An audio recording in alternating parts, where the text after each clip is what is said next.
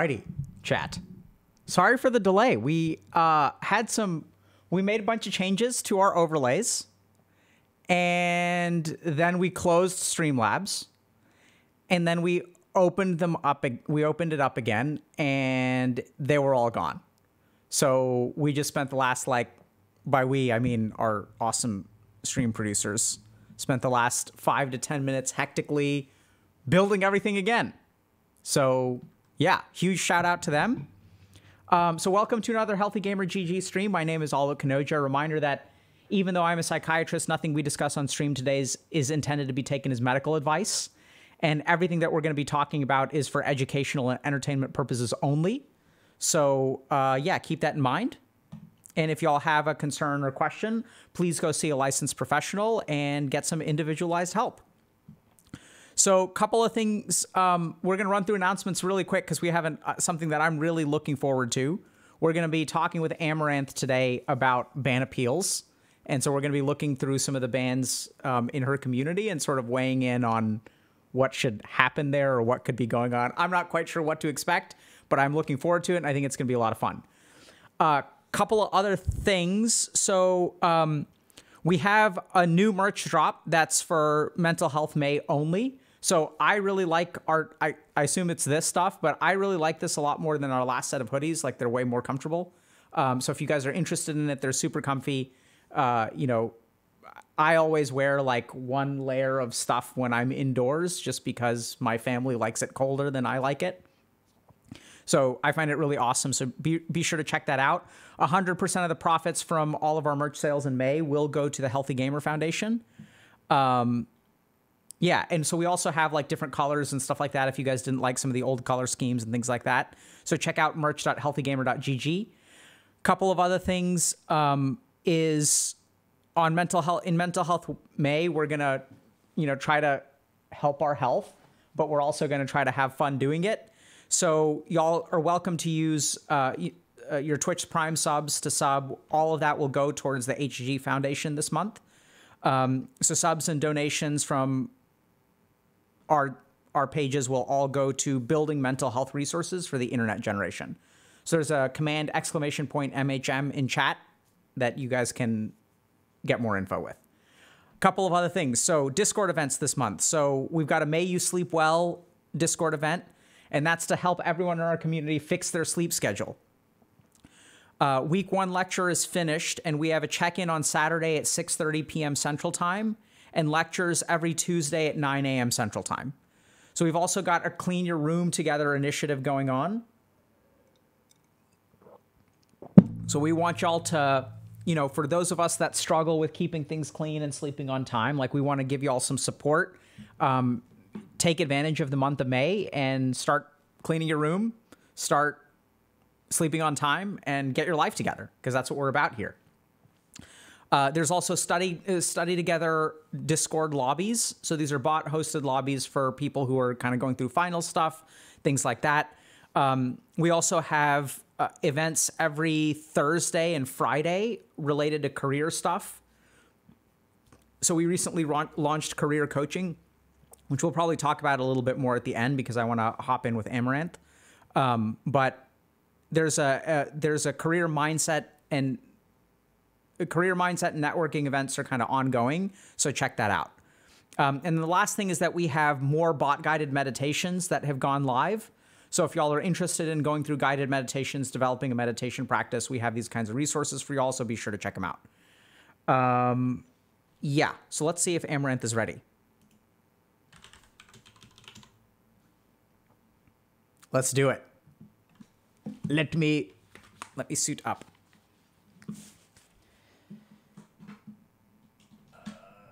Finals, yeah.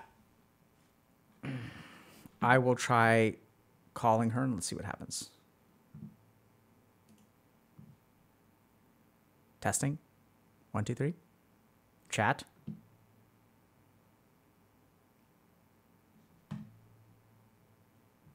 Oh noes. GG. 1, 2, 3, 1, 2, 3. Thanks for the subs, everybody. We really appreciate it. I see we have a hype train going. I remember when it used to like happen at the very beginning, and then like we would still be on the starting soon screen, and there would not be a whole lot of hype. Yeah. Do you get nervous before calls? Not really. Hello, Dr. K. What's your rank in Dota? It is, I think I'm Crusader rank. I have some idea for some Dota related content, which I have 2 very cool Dota things to do at some point. So I'm going to make one day, I don't know when I'm going to do this, but one day I'm going to make we're going to do an instructional video about how to gain MMR in Dota. And here's the wild thing. It's going to be about learning how to communicate effectively with your teammates. What's Crusader in LoL terms? I think it's like 60th percent, like 40th percentile. I know, it's crazy. So here's the wild thing. So like I see all these like high MMR streamers. Hello? Hello? Yes, I can hear you now. Well, oh, hold on. Yeah, can you say something? Hello. Hello. Amouranth, how are you, my friend? Pretty good. Oh, I was. Now my horse needs a vet, but that just happened. Before that, though, I was great. How are you doing? I'm doing very well. Good. Is there some way, are we doing audio only? I'm trying to figure that out. Hold on. Cool. I have to set up my scene. And yeah, I'm very excited to be doing this today. I think it's going to be a lot of fun. Yeah. I'm also just a tiny touch frightened. Oh, of what? Of what people get banned for. Oh, it should be eye-opening. Or maybe not. Maybe it's expected. I don't know. That's what's terrifying, just a tiny bit. But maybe it'll be completely normal stuff. Normal. Let's see. Let's see if the virtual camera will work. How do you normally do it for OBS and Discord? Do you use virtual camera also? Or do you do a different method? I have 3 cameras. Oh. So well, that would do it. And yeah, I also have multiple cameras. That would have been a better way. So because sometimes they try to fight, like the different programs want to fight over using the video feed. Yeah, it's annoying, right? Yeah. So much like my children, I discovered early on that giving each of them their own plate and their own fork reduces the fighting. That'd actually be better. Let me just plug in my other camera. Chat. Tell him to OBS virtual camera. Yeah, well, when I use virtual camera, they updated it. So now when I do it, it'll show you my entire overlay. So you'll see yourself again. And that's kind of annoying. I see. Hey. Just grab this camera. Good. Super minty fresh. If you learn so much, that's what we're here for. I don't really know what we're going to be learning today, but I'm sure it'll be entertaining and educational.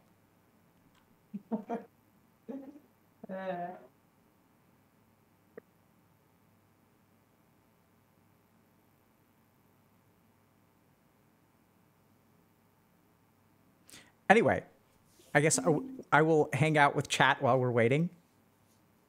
I saw a good question the other day, but I forgot what it was. There's so many good questions. Are you all doing anything special? So for Mother's Day, chat?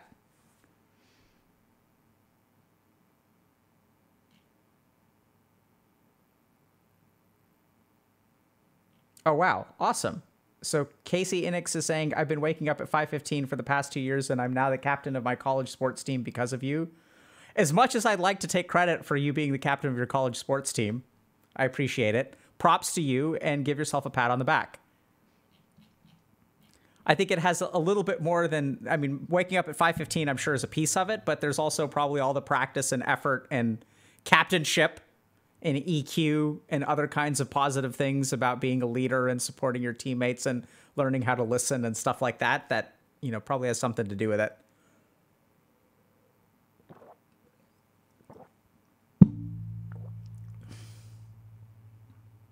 Am I going to watch the new Doctor Strange movie? I haven't watched the old Doctor Strange movie, so Same. I should probably start with that first, I right? did. I did watch it recently. Anything worth watching? Any recommendations, Amaranth? Uh, I haven't really watched anything lately. I'm kind of just saving my bandwidth for Obi-Wan coming at the end of May. The series on Disney. Yeah, I need to still finish Mandalorian. Oh, it was good. Yeah, you should. Yeah, so we have like, so I watched Euphoria, and I've got like a dozen lectures about Euphoria because it does such a good job of like exploring so many issues related to mental health. There's a lot of good stuff in there.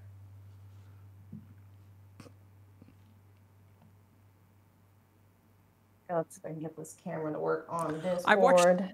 I've watched a couple seasons of. Sorry, Amaranth. I'm just responding somewhat to my chat because. Oh, don't worry. You're fine. I don't want to distract you from doing what you're doing, but. No, you're fine. I have watched Hannibal. I think we could. Do we have? Hold on a second, because I thought we had.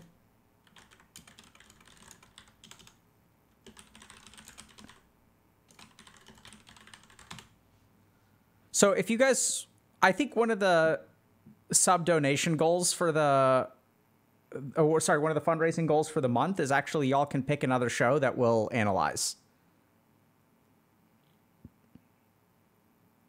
Hannibal is the one with Mads Mikkelsen, right?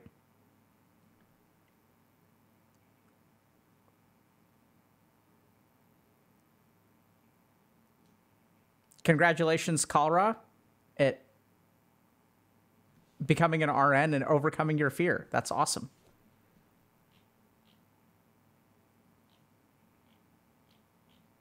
Oh, Arcane's really good too. There we go. Awesome. Whoa. My camera just freaked that over on my computer. Hold on. The other camera did. Uh-oh. Okay, we're good. Okay. Is it laggy looking? It looks kind of laggy to me. Maybe like my camera? tiny amount, but weird. I think that's okay. Okay. If you think so. Let's do it. Hello. Hi. I'm still getting your video on my screen. Oh. Let's see.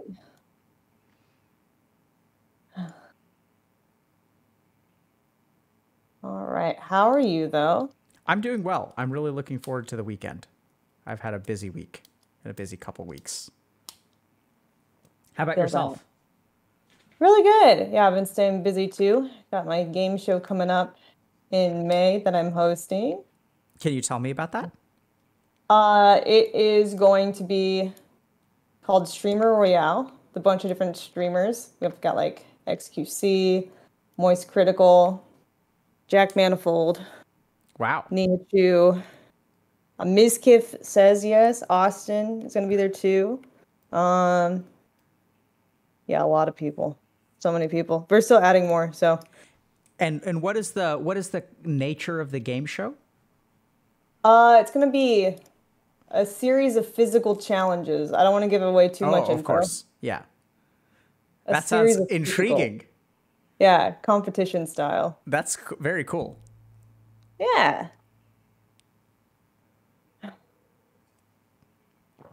Okay, so we're going to be looking at ban appeals today? We are, yes, we are. So should we dive in, or you want to lay ground rules, or how does this work? We can dive into them. Are you a mod in my... Probably should just mod you. I don't think you're a mod. That way you can see ban appeals too. Okay, where do I go? Once I mod you, there'll be like a little sword icon at the bottom of the chat.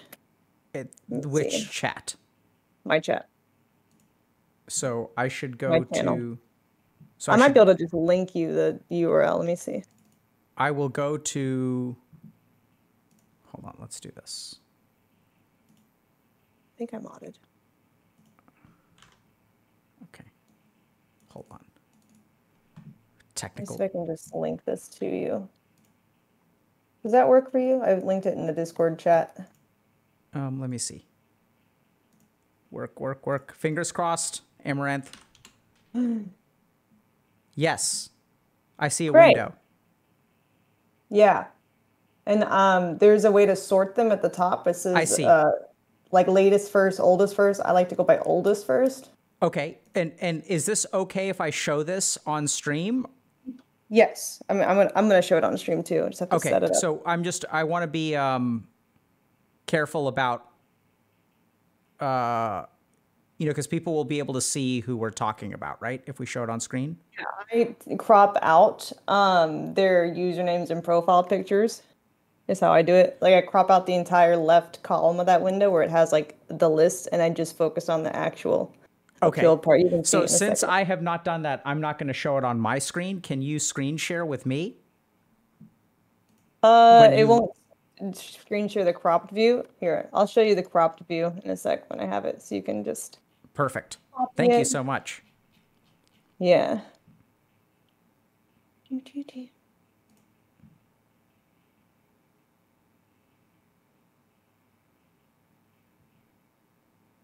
Yeah. This is There's a lot involved in all these setups. oh my goodness, Amaranth. I know. There's a lot. Unbanned requests. Oh my God. Yeah. Are you reading them or Yes. welcome to my insanity? Ah. Some of these are just mean. Oh, that's the internet for you. Oh my God. This is well, we can pick the ones that you want to. Because I think some of these are pretty I don't know what. Yeah. I did look through just a few of them. There's been a lot more. Seriously, I did a collab this past week with two other girls, and you know that always brings the weirdos. When there's multiple girls in the stream. So most of these I haven't seen either. A few of them I did save for you though, like the really old ones, maybe Okay, like cool. maybe the first 10 or so are ones that I've seen before where I just thought it was a interesting evolution. Yeah, I think, in that way, Amaranth, I'm very lucky. Like, I'm privileged to have a community that's very kind and respectful. And Oh, you are lucky. Oh, I yeah, envy that. Oh man, that I mean, must feel nice. or either that or our mod team, which is awesome, is so good that they don't, they don't let me know what's happening. That's probably the case too. Also, as someone in chat pointed out, I am a man, which also That's also changes true. things. Yeah, males tend to have a more wholesome chat. Why do you think that is? Because Twitch's viewer base is still largely male, and a lot of males, especially the younger ones who populate the internet, don't know how to react when they see women. I think is probably Wow. a lot of it.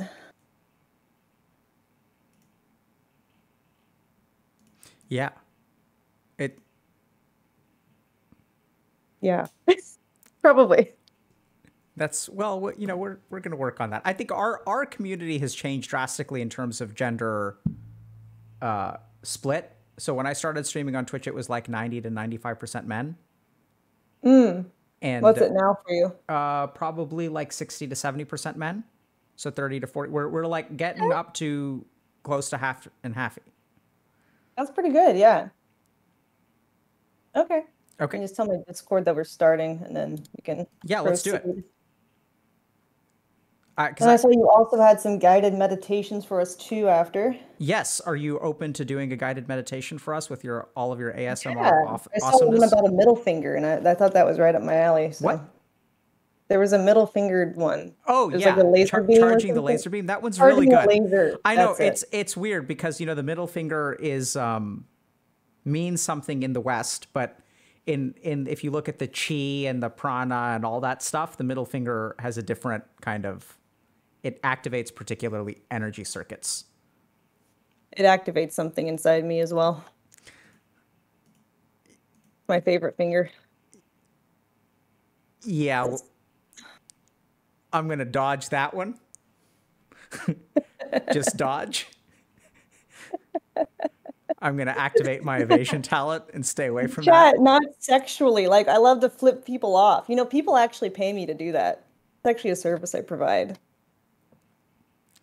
I've gotten $800 before to flip somebody off. Wow, Literally 15 seconds video, just easy money. Easy that's. money. How do you understand that? I don't, but that's see, that's like one of the only perks about being a female online is the easy money. Got it. Interesting.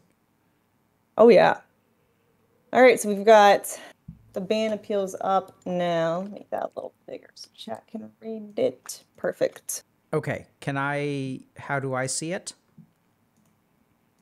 Okay. Let's see. I can try to, if I screen share with you, it's going to be the same thing as the link. So do you know how to crop a window? Sort of. I can take a screenshot of something and then crop it. That's the best. We're going to be going through them. So if you just put like a window display and select the window of the URL I gave you, like make it its own window. Or is this in Streamlabs? Yes, this is OBS. It works in Streamlabs too. Okay. Or whichever broadcaster you're using. Okay. When you have that window up, you can hold down Alt, and then you can adjust the sides of the window display to crop the view. Okay. Oh, I see. But won't it change as I look at different ones? No, the crop will stay the same. The crop will stay the same, but the length of the names will change, right? So won't I need to dynamically adjust the crop? No. Like if you look at the way I have it set up on my stream, Okay, you can see that it's just like this whole section of it. It's like the banned by and then the deny and unban at the bottom. Like this, like the banned by and then the deny and unban. Yeah, but don't you see their name then? Whole section. The name is okay. I think it's okay to have the name. Oh, then. Okay, I see. All right. I just cut out the profile pictures because, you know, sometimes they'd be changing it to stuff. I see. Okay. So maybe I wonder if it's just easier for me to look at your stream.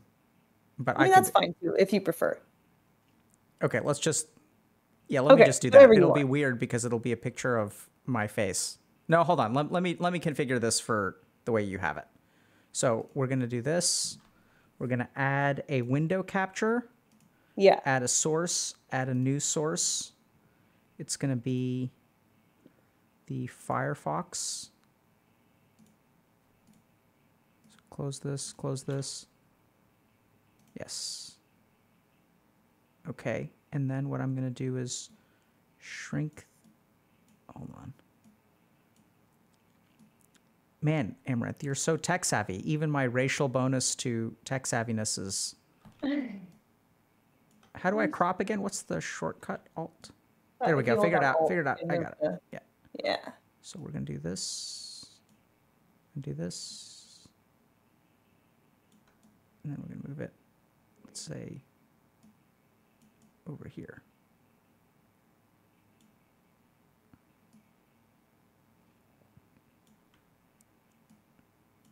Okay, let me just test this real quick. Okay. Can y'all see this okay, chat? Does that work? Okay, can we read it? It's small. I'm going to increase it then. How's that? Is that good? Too small?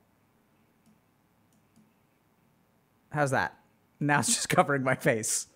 Okay, we'll just cover my face. Scuffed? Exactly the same? Okay, oh, let's do this then. Okay. Let me go back to this. Oh no. I ruined it. Oh my god. No!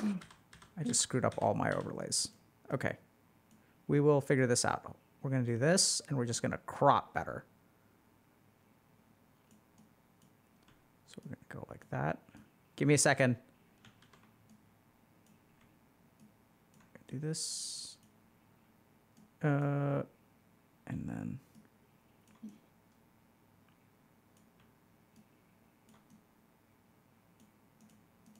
Okay. Yeah, it takes a bit to figure it all out, but then once you do, then you know what to do for future stuff. Yeah, I think we'll... Oh. All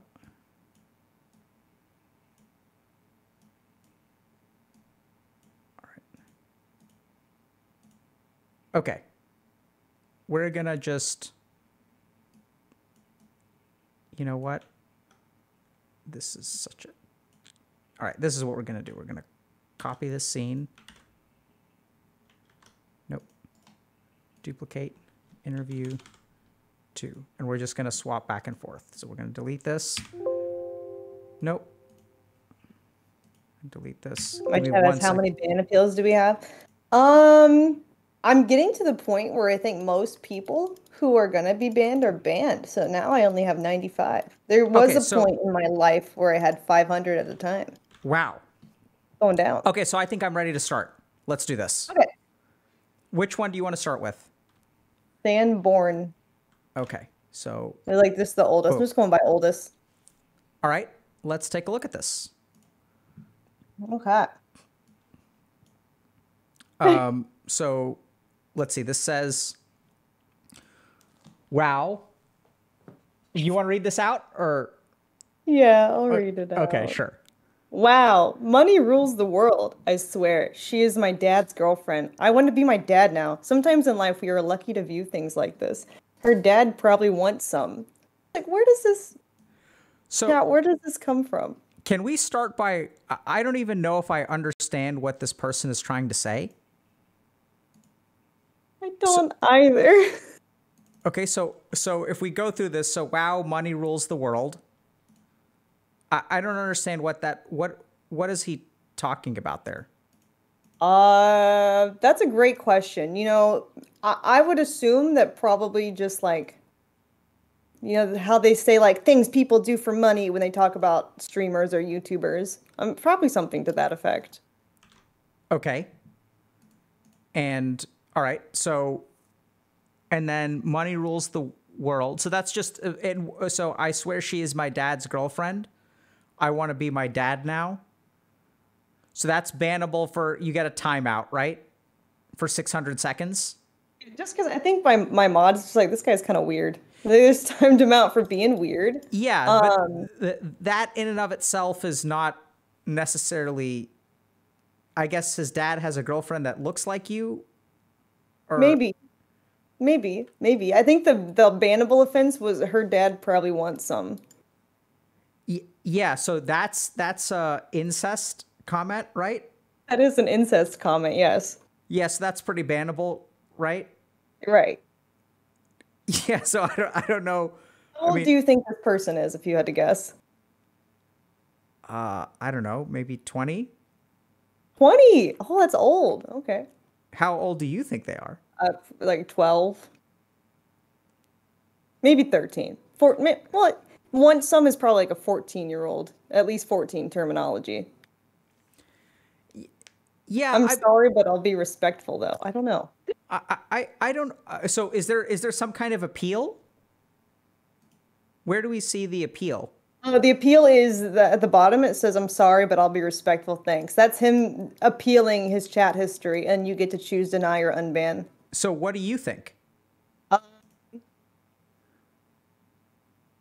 don't know. Honestly, he could probably be unbanned because it's not like a death threat. Yeah. But I'm just wondering what makes people say incest comments? That's such a good question. Let me just think about that for a second because I'm trying to understand. Sometimes in life we are lucky to view things, right? What does that mean? I mean, like this? Maybe he was He's high. He's talking about you? that we're lucky to view things like you? Maybe. Probably. Her If dad he wants to be his dad and he thinks that I'm his dad's girlfriend, I would only assume that so he is calling me attractive, but I could be wrong. yeah, so let's talk about that for a moment. Can we just spend a moment talking about the different ways in which you can call a woman attractive? You could just be Because like, "You look nice." yeah, But you were asking about why do people say things like this?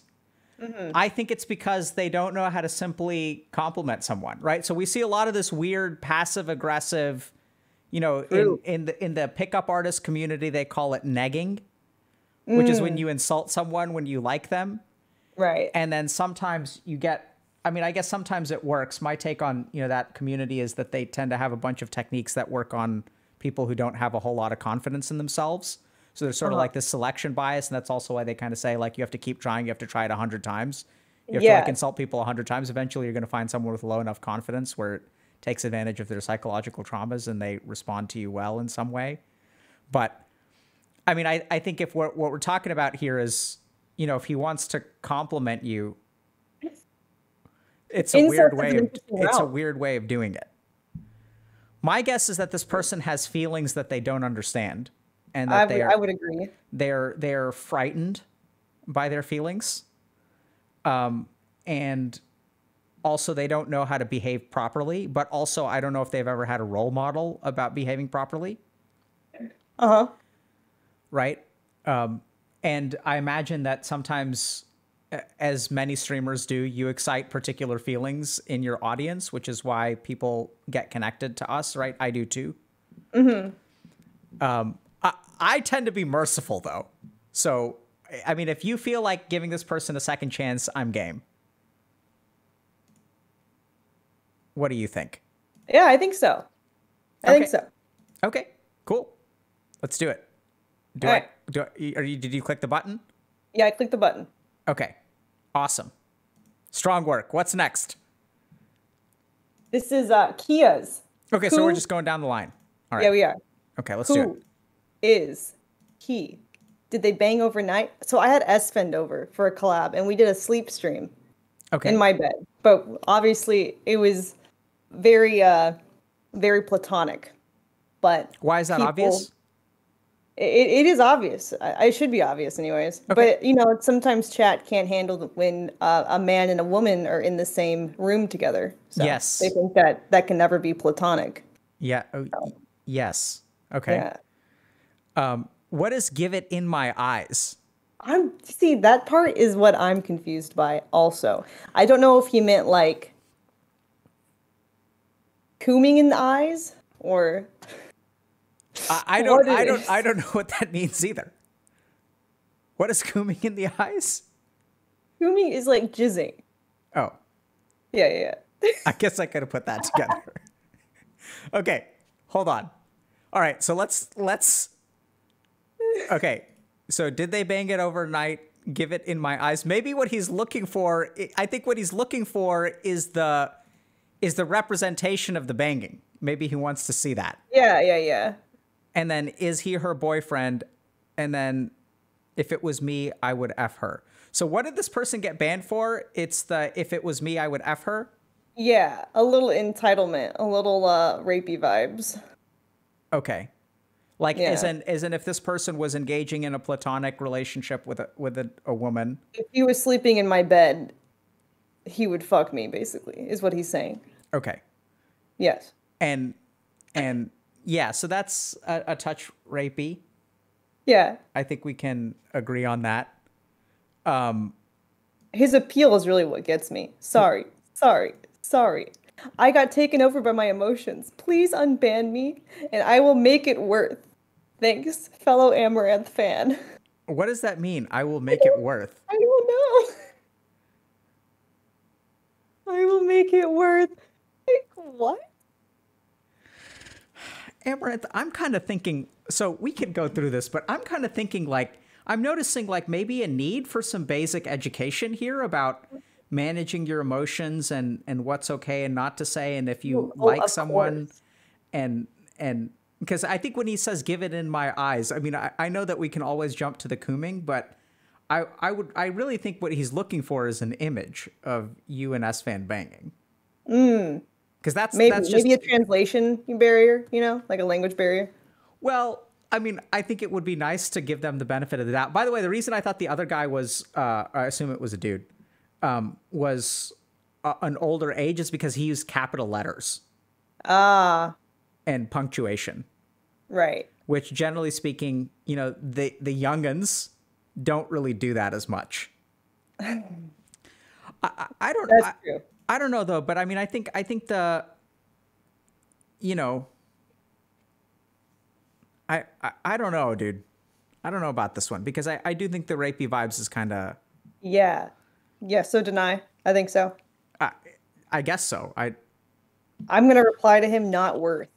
Oh, ouch. Worth. Not worth. I would be careful about that. Really? Yes. What would you say? So.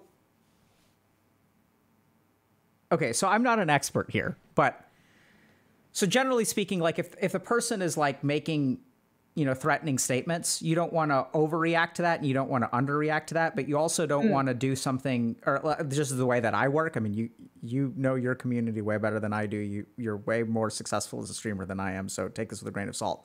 But I think that just because they behave out of line doesn't mean that you want to hit back.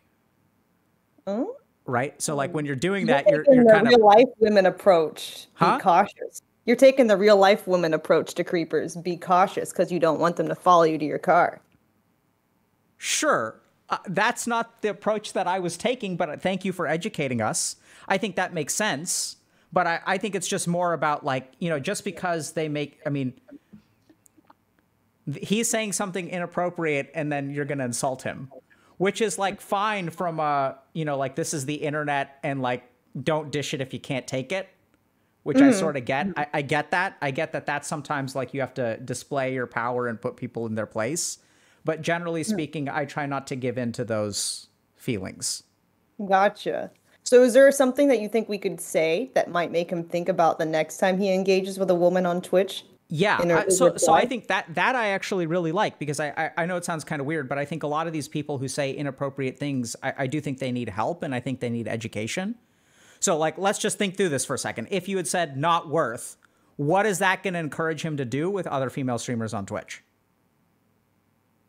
I don't think he's going to learn his lesson. It's just going to piss him off, right? Probably. He's like, That's true. I'm going to show that bitch what I'm worth, right? Like, seriously. Like, I mean, maybe it'll make him gift 100 subs to prove me wrong. We don't know. That's a... Yeah, that I can't, I'm not very good at soliciting donations or subs. And my team has been trying to get me to do that for like 2.5 years, and I just don't know how to do it properly. But I would say this is the kind of thing that it's like, your quote gives us off rapey vibes, and that's really not acceptable on Twitch. Like, Twitch is a place where like we can have fun, but that crosses the line. Now, okay. But I'm going to defer to you because if that doesn't feel right, please don't do that to other people. And like, please recognize that your words have meaning and you are an important part of the Twitch community. But that's not nearly as fun. I'm with you in terms of not worth is way more exciting, entertaining, and emotionally engaging and makes for better content. So I told him, your chat history gives us a bit of entitled rapey vibes, so maybe consider this type of wording when engaging in other chats in the future. I think that's... Or maybe reconsider. That's the better word. Yeah, reconsider. I think that's well said, Amouranth. Very eloquent. Right. Here we go. Okay. Now we are on Guy Donnie. Riddle me this, Amouranth. I am inside of your home. Yeah, so that's like straight up stalking, right? Yes. I don't understand why people like to pretend that they're stalkers. Yeah, what do you think? What I mean, what is there to be gained? That's a good question. A ban. Well, Uh, yeah, but let me think about that. What is there to be gained? So this is, so it's fine that this person gets banned, but I think that if we look at like people oftentimes test limits and test boundaries, right? They want to see like what's okay to get away with. And they want to be maybe a little bit edgelords. They want to be cool. They want to get, so oftentimes they'll do things like this to get noticed, attention. right? So like they want, I mean, so there was an interesting post recently on our subreddit about someone who's like, I am an internet troll and I don't know how to stop. I just feel seen. I feel heard when like I can, like when there's a streamer that has 10,000 viewers and they respond to my comment, like I'm at the top of the list of 10,000. So I think there's a lot. I mean, we can't read, I mean, so much hypothesizing into so little information, but I think it's first of all completely acceptable to set sort of boundaries on what is acceptable communication and what is not acceptable communication. But what pushes people to do this? I don't know that people pretend to be stalkers. That's just that's just the manifestation. My guess is that they want to be noticed. Right. Kind of like when the kid in class acts up to get attention of the class Yeah. and the teacher. And oftentimes the kid who acts up doesn't quite know what drives them to act up. They just know that they need to be, they act up. Right. And I think that it's also probably an important lesson to learn that like stalking is not okay, and joking about stalking, like certain behaviors are not okay, and like joking about certain behaviors is also not okay. Like stalking is not okay. Joking about stalking is not okay. Sexually assaulting people is not okay. Joking about sexually assaulting people is not okay. Smurfing in Dota or League of Legends is not okay. Joking about smurfing about Dota or League of Legends is not okay. Right? There are certain things that societally we just set limits on. And, but smurfing is the kind of thing that we, let people joke about. Wait, what is smurfing exactly? So a couple of things. So generally it's like if you're a high skilled player and you have like a high rating, and if you go into matchmaking, you get matched against other players who are like high skill. And so what tends to happen is like eventually you're going to start, like you're going to kind of get to a 50-50 win rate and you don't win very much, or you win half the time. And so what people will do is they'll create new accounts and they'll go into games with like newer players or worse players, and they'll just dumpster all over them. So they'll just like crush noobs. And they should be playing. It's kind of like if I go wrestle a 3-year-old, it's like, yeah, I can win, but it's not really. But some people like the feel of winning, and so they smurf. I see. We're learning new things. You're learning about cooming. I'm learning about smurfing. This is going to be a wonderful exchange of information. We're both going to be learning about things that everyone in both of our chats already knows a ton about. We're going to be the only ones learning here today. I let my chat vote on this one, though. They want to keep him banned, and so I think we should tell him stalking/pretending to be a stalker is not okay. If you wanted attention. So before you do that, can we read the person's reasoning? Oh, his appeal, yes. Yeah. So hey. Yeah. It says, hey, I did not realize that I would get banned for this. This is my first time in the chat, and I am incredibly not sober. I would like to request a second chance at life. What do you think about that part? I am incredibly not sober. I don't think it's good to blame alcohol or drugs for acting out. I think that you have to be responsible for your actions, just like in person. If you punch someone while you are drunk, you are still responsible for punching them. So yeah, that's what I think about that. And also the request a second chance at life leads me to believe that he doesn't take it seriously or see what was wrong with what he said. Yeah. So I first of all completely agree with your first statement that I think the decision to use substances does not make you immune to the behavior afterward, or like it does not absolve you of responsibility afterward. So I don't think that's an excuse. And Oddly enough, I think you would be reinforcing the wrong things by unbanning him. Because actually, interestingly enough, the signal that you would be sending is, oh, by the way, if you blame drugs, chances are punishments will be removed. Right. Oddly enough, this is one of the cases where I think what he says makes me less likely to want to unban him. His appeal indicates, and he's trying to get a pass. And then if you unban him, what we're actually going to be teaching him is, oh, by the way, if you blame the drugs, stalking people is okay. Right? You can get a pass for that sort of thing. Yeah, I agree.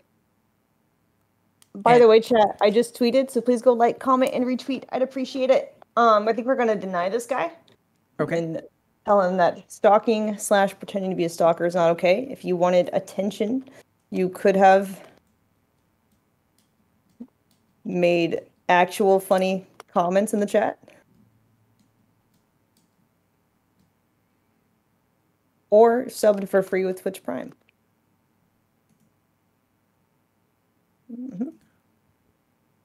Okay. Goodbye.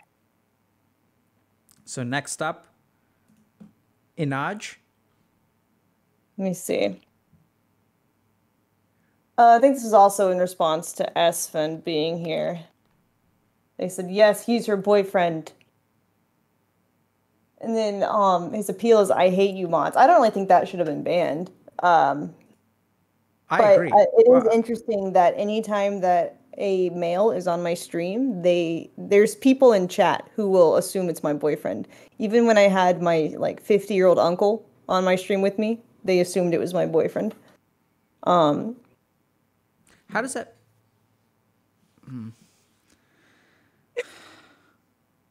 I was about to ask you how that makes you feel, but I don't know if we want to go there.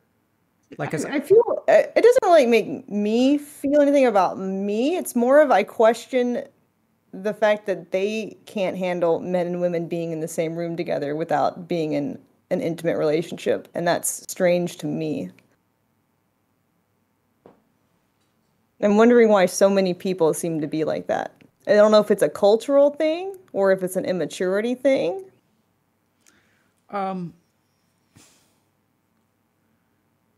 Well, I mean, I think, and let me know if this is a little bit out of line, but I think that, you do have a sexual undertone to a lot of your streams. Mm-hmm. And so I wonder if they're kind of reading too much into that. I don't think that makes it acceptable by any means. Mm-hmm. But I think I wonder if those two things are related. Like, I have to think that you attract a certain kind of goomer, let us say. Mm-hmm. But this isn't just a my chat issue. I see this all the time on male streams too. If there's a female on, they'll be like, "Are you fucking?" So that's a really good point. So then I think maybe it doesn't have anything to do with you, and it has more to do with Twitch chat. I'm not sure though. I don't know. So that when I get a question like, yeah, so do you think the first ban was appropriate, or? I don't actually think this should have been banned. I think a timeout would have sufficed. Yeah, so it seems like they timed out and then banned. Mm-hmm. So how does that? What do you think happened there? Did someone? In this case, I think it could have been a misclick, like a double thing, because it was literally the same second. Okay, so and then what I'm curious about is their response, their reason to get unbanned is "I hate you" mods. What do you? Yeah, there's no mod comment, so I don't think it was a ban evasion situation. So are you thinking unban? I think we can unban and be like, just a bit of advice. The way to get unbanned is to not tell the mods you hate them. Sure. Typically. Yeah. And I don't know about this. Why do people make comments? So I wonder if some of it, Amouranth is just, if you tell Twitch chat not to do something, the first thing they're going to want to do is do it. Right? So I wonder if there's just sort of this thing where you've set a very clear boundary and you've made it very clear that you can have platonic relationships with people. and that like that's actually like important and acceptable and should not be frowned upon. And some people really take issue with that. It really like bothers them in some way. If we really want to get into it, I mean, I think some of this is because they themselves have trouble having platonic relationships, so they can't imagine that that's possible for other people.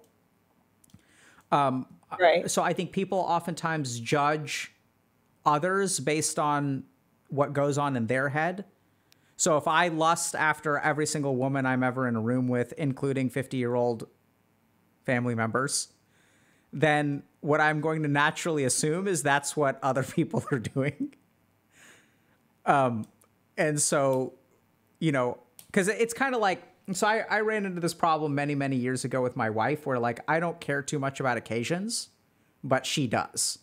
So for me, it's like not that big of a deal if like I'm celebrating my birthday on my birthday or a week later, like it's, you know, the day doesn't mean much to me, but for her, it does mean something. So like to do things properly, like kind of on that day is important. Right.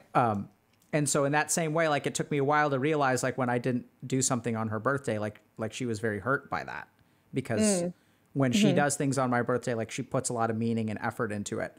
And so I'm wondering if that's kind of the same thing where these people just don't believe that platonic relationships are possible. If you're sexually frustrated at home and have trouble engaging with women in a platonic way, and that also results in you having trouble seeing them as human beings because you don't have female friends, then you kind of sexualize them, and then you kind of like, you know, it like becomes a vicious cycle where since you're sexualizing women, you can't have friends. Since you don't have friends, you don't know how to humanize women, and then you sexualize them, and then they show up in your chat. Yeah. How's that for an answer? It's sad. Yeah, so I think that, you know, we can teach people, hopefully we can help people like learn how to be friends with people of the opposite gender or same gender for that matter. That's true. Yeah, we don't judge here. So unbanned, right? I think I kept them banned. You kept them. Wait. No, maybe I did unban. I think I did unban. That was the one with the mod banned too fast. Yeah. Yeah. Okay. Yeah. I'm a ban behind still. Yeah, we unbanned that one. Okay, so Borovniza? This is a new person now. Yes. Let's do it.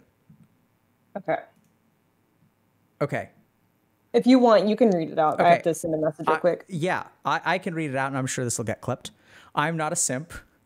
I just came to realize that Kate is a good person who is actually really cool in life, so stop hating her. You are all just jealous. Kate, you are so beautiful.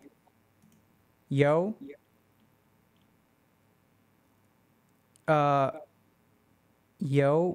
English only, match phrase group 3. Do Amazon cosplay. Blocked language detected.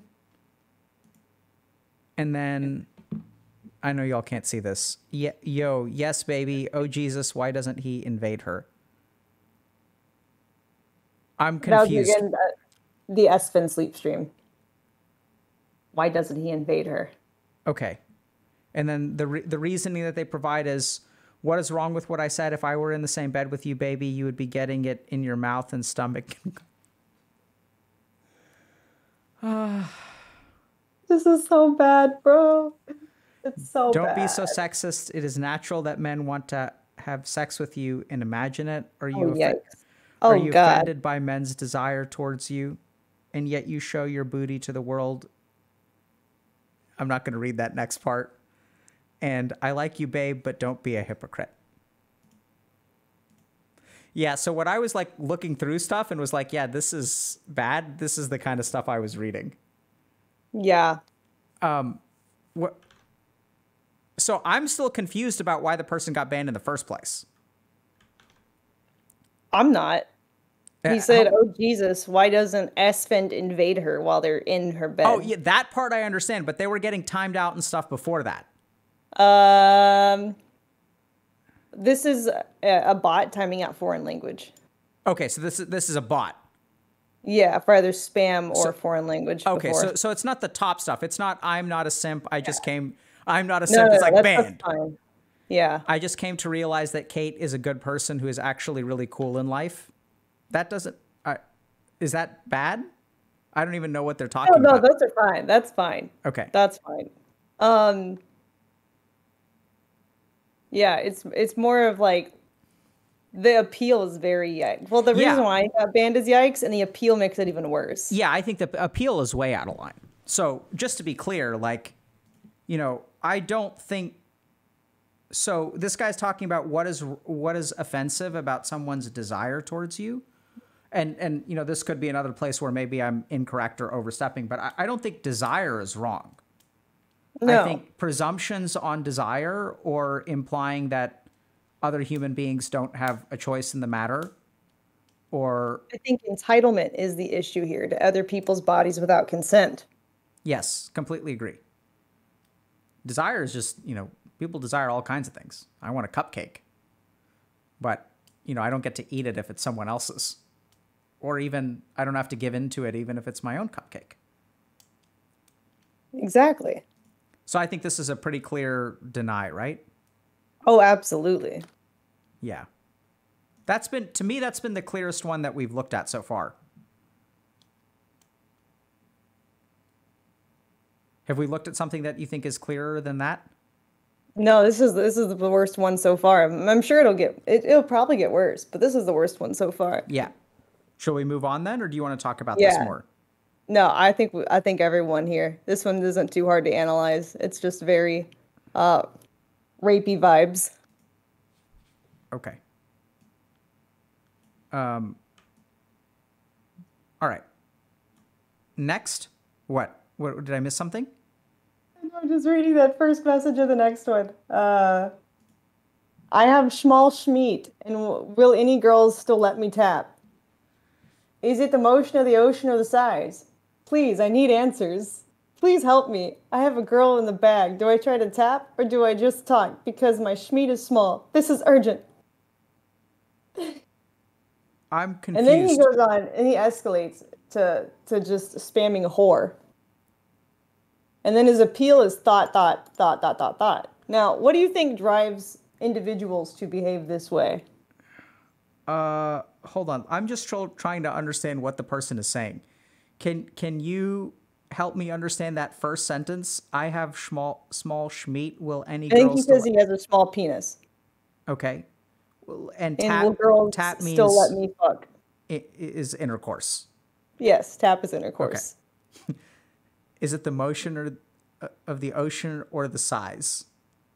And this is referring to how important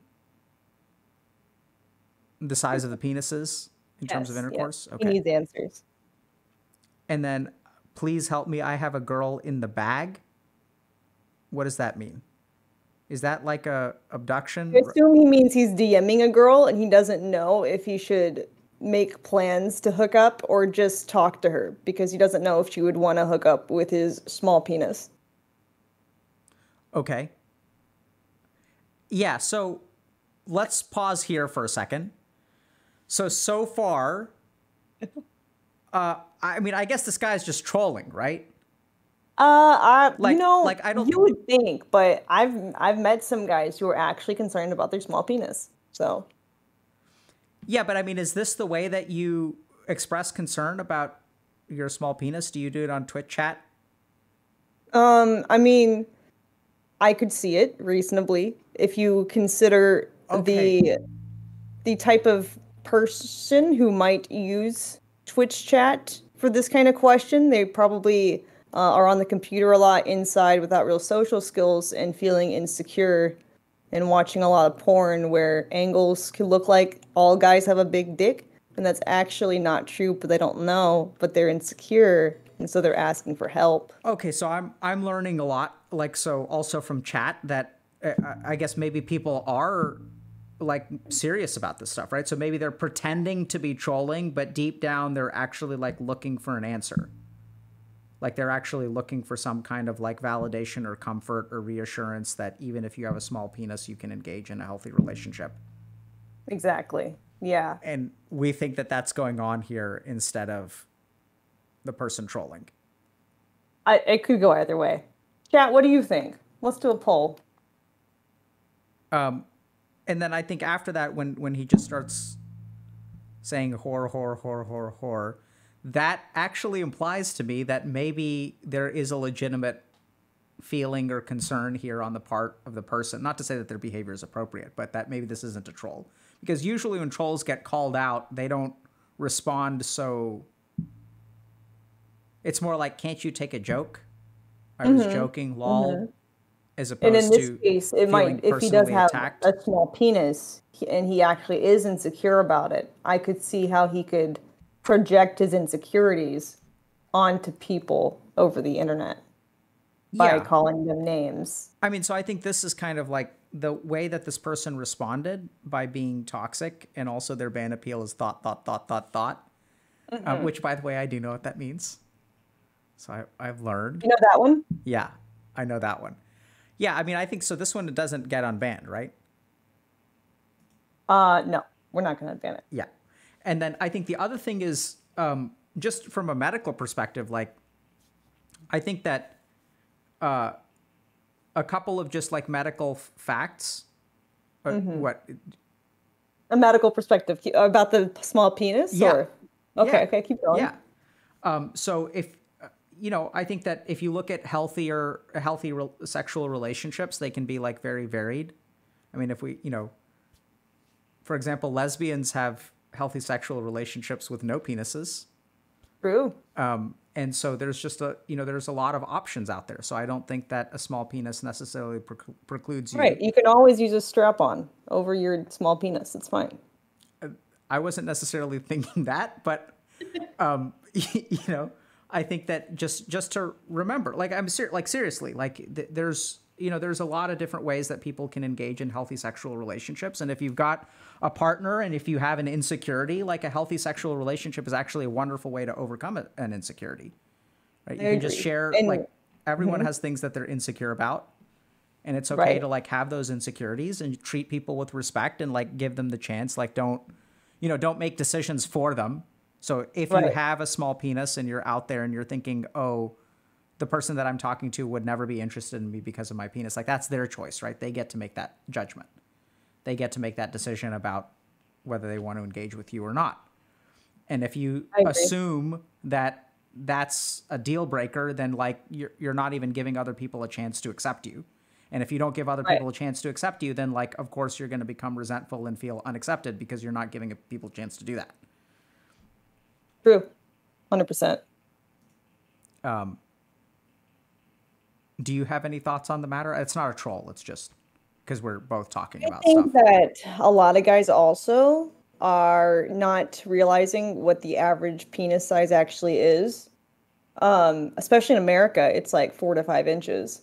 And I think a lot of guys assume that just because other men say they're like 9 inches online, that means they're small. When in reality, people just aren't actually that big on average. Yeah, I think there's also, I remember learning, it's been a while since I took anatomy, but if you actually look at the nature of the nerve endings in the female genital area, the most concentrated nerves are actually like towards the front or the outside.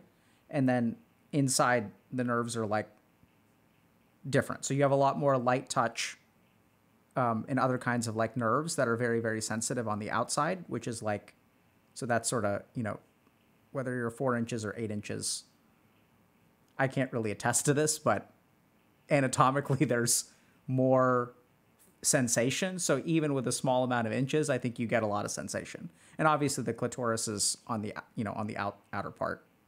Right. Which is oftentimes what you need to stimulate to achieve orgasm. Yes. And yeah, if people know where that is, the dick isn't as important as far as the size goes. Yeah. And I think studies show that I want to say like 50 to 70% of women are maybe not capable. I'm a bit rusty on the statistics, but are not capable of achieving orgasm through penetrative sex.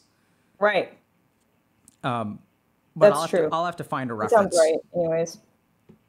Right. And then there's lots of jokes about, does that mean that people aren't doing it right or what? I actually don't know. I'm going to have to look into that and double check the science. No, it's not about right. It's just, that's not as sensitive for women. Yeah. the inside. Yeah. So Yeah. takeaway is that, if you have a small schmeat, as this person put it, don't assume that you can't have a fulfilling romantic or sexual relationship. That's right. That turned out wholesome. It did. It did. Now the calling people whore and thought, that's a just Yeah. I think projection of those same insecurities. Yeah, I don't know exactly what that is. I mean, I think sometimes we like to call it projection, right? So like I can get behind why we say that, but sometimes I don't know, like sometimes I feel like in psychiatry we attribute everything to like psychological stuff instead of just people not being good people. Right. Like good and evil has left the textbook of mental health. And sometimes I do believe that, there's like mental health aspects, but sometimes I'll like work with patients who are just mean. Like it's not because they were abused. It's not because they're, sometimes people are just like choose to do bad things. Yeah. I think we can tell him though a good note is it's okay to be small. You aren't lesser just because you think your penis is a smaller than average size. That's very wholesome. And also you can't get unbanned if you call people whores and thoughts. That's what you should be ashamed of. Yes. Right? Because that's something you can control.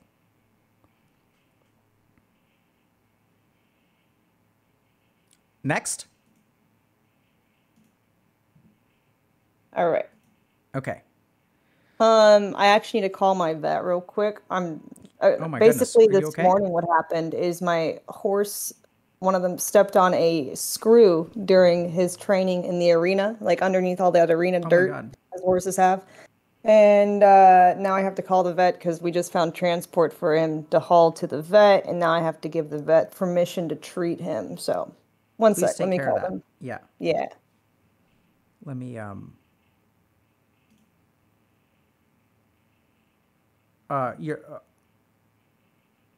do you want to hop off the Discord call? I don't want you to have a private call about your animal's medical condition. It looks like you're muted. Okay, looks like she's muted. We're fine. Okay, so while we're chilling, yeah, I'm trying to change scene. So how is this, y'all? Like, I this was very different from, I don't know what I was expecting, but like, we did a ban appeal stream some time ago, but I think we also like engaged with the people who we banned. So we actually had them on and kind of talked to them and had a conversation with them and stuff, which I'm not so sure that that's doable in a situation like this. I do think though that like, so what I like about what we're doing right now is that, so I don't think we talk enough about banning. I think that banning is like not a perfect system by any means, and that we could do a better job at it. My biggest complaint with banning people is that I don't know that there's any kind of substantive feedback given to people. And so then like the concern that I have is like on the internet, like you can ban someone, but I don't know that it necessarily changes their behavior in a positive light. And when I think about like, so if we look at it from like basic principles of psychology, like why do we punish people? So some of it is like kind of this eye for an eye karmic kind of like this person has hurt someone, so you deserve to be hurt. But I tend to really find that the main reason for punishment is to alter behavior. Like that's what I believe, I guess, or believe in, maybe is a better way to put it. The reason that, you administer a punishment to someone is to alter behavior ultimately. And oftentimes in situations where there's a power dynamic, it's actually to instruct. So like you're trying to teach someone. So if I get upset with you and I yell at you, like that's not, I don't think that's a good example, but if we really look at like the goal here is like, we're not trying to take people who misbehave on the internet and like radicalize them further or build more resentment, which if you look at some of the ban appeals language, right? Like this is where people are just resentful. And then I think Amouranth is right. They're going to go to another like they're just gonna show up somewhere else on Twitch. And Okay, I'm back. welcome back. Thanks. I hope everything, seriously, I hope everything ends up okay for your horse. I think he'll be okay. He's not bleeding or limping because it wasn't his hoof, so it's, they don't have as much feeling in the part that he hit it in. But we just have to get him antibiotics and X-ray for preventative. We don't want it to get infected. So. Yeah, of course. Oh. Should we Okay. keep going? Yeah. Have you read any of this one yet? No. That I have pulled up. Okay. Okay. Okay. We can start on. She needs to lose some weight. Her tummy is growing. You've been gaining weight. You need to stop. Are all Americans inbred? It's a shame you're fat and a ranga. I don't know what that is. Does anybody know? I don't know what a ranga is either. Okay. What's a Unban ranga? because surely is their appeal. I'll donate $100 if you unban, please. Chat, what is a ranga? A redhead? Oh, the chat's saying it's a redhead. Wait, so it's a shame you're fat and a ranga. So he's saying that I have red hair, like an orangutan. Oh, wow. How creative. Okay. What a shame. And so if we go through this, what's the difference between your free OnlyFans? Okay, and premium one, put clothes on, got timed out, needs to lose weight, tummy is growing, you've been gaining weight, you need to stop. Bullying, that makes sense. And then fat and ranga. So clearly they don't actually hate me because they want to be unbanned and want to donate money, or at least I wouldn't assume pretending that. they do. I wouldn't assume that people won't donate just because. I don't think you can necessarily draw 100% parallel between people donating and liking you or hating you. I think That's true. Sometimes when I have my chat in sub mode, people will sub to insult me. yeah. So I think sometimes there's a certain power dynamic and almost dehumanization when you're the one who's got the money. And oftentimes that hatred comes with that exercising of the power dynamic. I see. Yeah, I used to joke about that in my interviews, like with Anthony Padilla and Vice, is that streaming is actually just being insulted for a living. That's brutal. Yeah, brutal.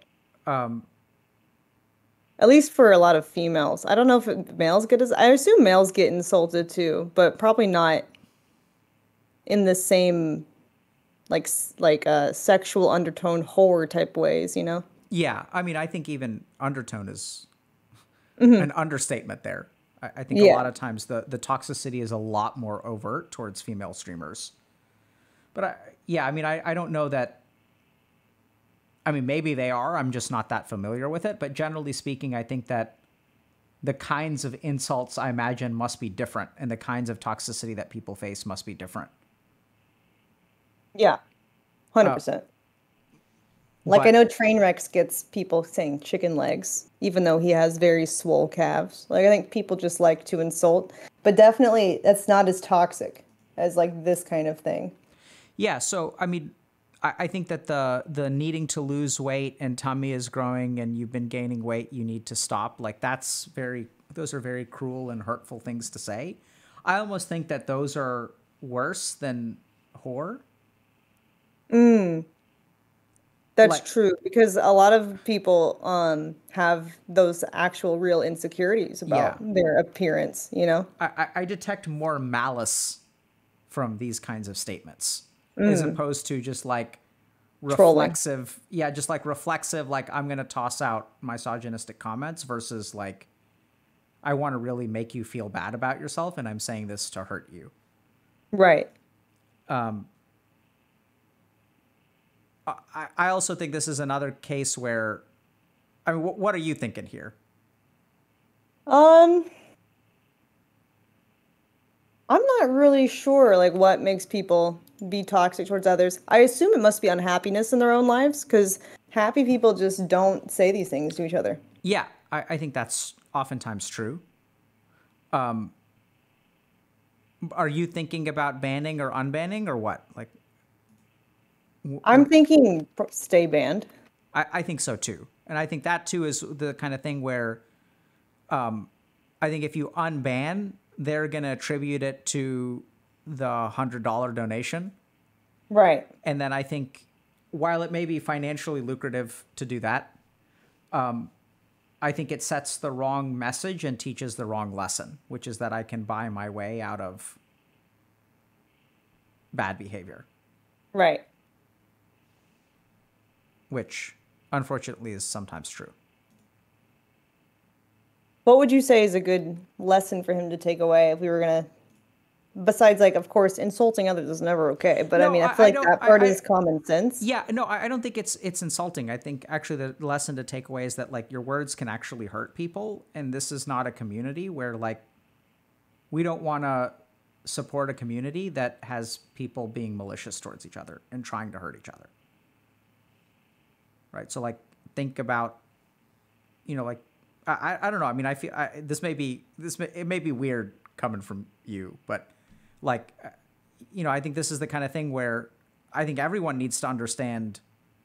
And by weird coming from you, what I mean is that you have a particular way of language, which is just different from the way that I speak. So even when you translate my words, or you know, when you take away what I'm saying and kind of inject what you put into it, I think that's wonderful. But I think that this is where, just in general, like my thought is that I don't think people realize that they have a responsibility on the internet. Right. And if there's some way for him to come, and assuming it's a him once again, what? Lifesaver just cheered 10,000 bits and said, "Thank you for pointing out unacceptable behaviors. Never let them get to you." Wow. Sheesh. That's so wholesome. Yeah, so I think signaling to them in some way that, you know, you have a responsibility on the internet and that your actions matter. True. And that like money, you know, you may be able to buy your way out of unban sometimes, but like that's not really making the world a better place. Like you being an asshole and hurting people and then paying money to get them to forgive you that's not helping anyone. I don't know how else to put it. I agree. All right, next one. All right, next one. Let's go. Where is Minecraft? Please, may I buy your bathwater, kind woman? Yo, this was 2021. This man was ahead of his time. Yo, what up, guys? Hello, gorgeous. Down bad deluxe. What, Aryan hype? Is that like the Nazi thing? I don't know why this person was banned. I don't understand what any of this stuff means. I'm assuming it is. I don't, unless it's a different spelling. Oh, yeah, it is. Okay, well, that one we can just deny because racist. So maybe we'll respond. I don't know. I know this sounds kind of bizarre, but Aryan is also like it's a name in my culture. So I have no idea if this is a misspelling, if this is racist. It could be a different. It's actually so it could be two words, two letters mixed. It could also be like Ryan with a type. I don't know. Right, I could be reading. I think I read it wrong. It's the racist one is Aryan. Yeah, but even Aryan is a name in Indian culture. So it's like in, you know. So I have no idea. I don't know how to interpret this. So my chat is saying that this spelling is a Turkish drink. Yeah, but I've never had this on my stream, so now I don't know what the context is. Yeah, so that's my point, is that it's not. They didn't say context is difficult. And if we also look at the history of what this person is saying. Yeah. Right? Yo, what up, guys? Hello, gorgeous. Ha ha ha. Like, where's my? So I think this is a unban. Okay, that's true. And so it's not a typo, because they even said in their ban reasons, right? They said banned for Aran hype. Let's go. So I think if it was a typo, they would have spelled it right the second time, right? So maybe they're just referring to something else. I also wonder, is this just something we can? Hold on, I don't know what is going to happen to my cookies if I do this, but you're gonna search it. Yeah. So like, look. It's just a drink. How to make okay. Okay. Okay. So I mean, as much as we want to be, you know, anti-Nazi, which I No, no, can no. get, I think we don't myself want, and my mod probably both misinterpreted it yeah, because we are we don't uncultured. want our own racism Right. to ban people Right. who are not racist. Right. Right. That makes sense. So yeah, I think that's an unban. So instead, I will write Turk Barmi, which I think means any Turks here, and a heart. The Turkish people are probably my biggest percentage of audience. Really? I don't know, but maybe. Pornhub's banned in Turkey, so I'm just assuming. All right, sin on ban decision. Okay. Next up, we've got Dylan Shoots, which says, yeah, for sure, dog shit. I don't even know why this was banned. I don't know either. This was 2019. When stuff is this old, and especially if there's no context, I just unban because I don't know. Yeah, that doesn't make any sense. This person was maybe a mistake? Possibly. They last typed in your chat in 2019. Yeah, because that's when they got banned. So That's when they got banned? yeah, they can't type if they get banned. So it says this chat history, and he's banned a second later. So the person is now applying for an unban 3 years later. Yeah, which is weird. You would think that he would have. Maybe he took a hiatus from Twitch. Who knows? Okay. Who knows? I don't know who Nikki Poo is, but I mean, I don't know either. well, if he comes up in an unbanned, then we'll know who cares too. All right. Okay. Bone breaker. So when do you plan to throw that food back up? You're fat. Fat girls shouldn't eat. Why do you ban me for promoting healthy lifestyle? Where I'm from in France, you American girls are massively overweight due to McDonald's. They have McDonald's in France, and while already being overweight, she eats in the stream. Girls watching will think that in public is okay. It's not okay to act like a hungry hippo in front of men. First of all, I don't understand this whole charade that some people have with calling people who aren't fat fat. And even if the person is fat, what does it concern you? Yeah, I don't understand that at all. But this seems like a toxic shitter. Toxic piece of shit. We won't tell him that though, because we are kind and respectful here. No, I mean, so it's that right. So if we like think about it, right, it's okay for us to have a reaction to what the person says, but then we also want to like acknowledge that that's a reaction, and we don't have to give in to that reaction. Right. But I mean, I do think that the person, first of all, doesn't seem. So I'm not sure that unbanning this. I think that unbanning this person will reinforce the wrong behavior because they're doubling down in their unbanning appeal, right? So she eats on stream, like that's totally fine. Like you're allowed to eat on stream. It's not against TOS. Girls watching this will think that eating like that in public is okay. That's something that we want more of. Good job. Right? Like we want women to feel like it is acceptable to eat in public. Yes. And it's not okay to act like a hungry hippo in front of men. That is where I beg to disagree. I think you should act like a hungry hippo if you want to. In front of men, in front of women. You can act like a hungry hippo if you're feeling a hungry hippo. And so I think that person stays banned. Agreed. Because I just told him that I will eat whenever I want, whatever I want. I ate your dad's dinner last night, and I'll do it again. Hungry, hungry hippo. I'll be all 4 hippos, because there are 4 in that game. What is the dad's dinner? It's because I wrote, I ate your dad, and I paused. And I kept typing. It was for chat's entertainment. Okay. I was kind of confused about what that meant, but I ate your dad's dinner? I just don't know. I gotta say, Amouranth, I can't keep up with. Honestly, like the stuff that worries me the most is like sexual, because some things that are sexual are just. They're just so like you can't even connect the dots. Like when I first heard Coomer, there's this thing called a Maine Coon cat, right? It's a kind of cat, and that's just what I thought of. Coomer, Coomer, like to coom. It's Yeah, like yeah, a, it's like if I you get it. took the spelling I cum, I get but it. changed You the don't U need to sound. keep going. I get I figured it out. I don't need that much. Okay. I appreciate it though. I mean, because 9 times out of 10, I'm gonna need that level of detail. This just happens to be the one time where I'm able to connect the dots. But All right. thank you though. All right. Okay. Okay, All so right. moving on. This next one, nice XQC clickbait, stupid whore. I'm not sure what this even meant. I don't understand what that means either. I don't know. I didn't have XQC in my title, so I'm not sure. Calling you a whore is not okay. Calling Right. you stupid is not okay. Also, in their appeal reason, they said, I said it and I meant it. I feel like it's pretty fair. So they don't seem Yeah, they repentant don't at all. seem very apologetic. Yeah. So I think the person, I'm not seeing any reason to unban them. No, I'm not either. And I don't think they expect to be unbanned, to be honest, from their appeal. That's a really good insight.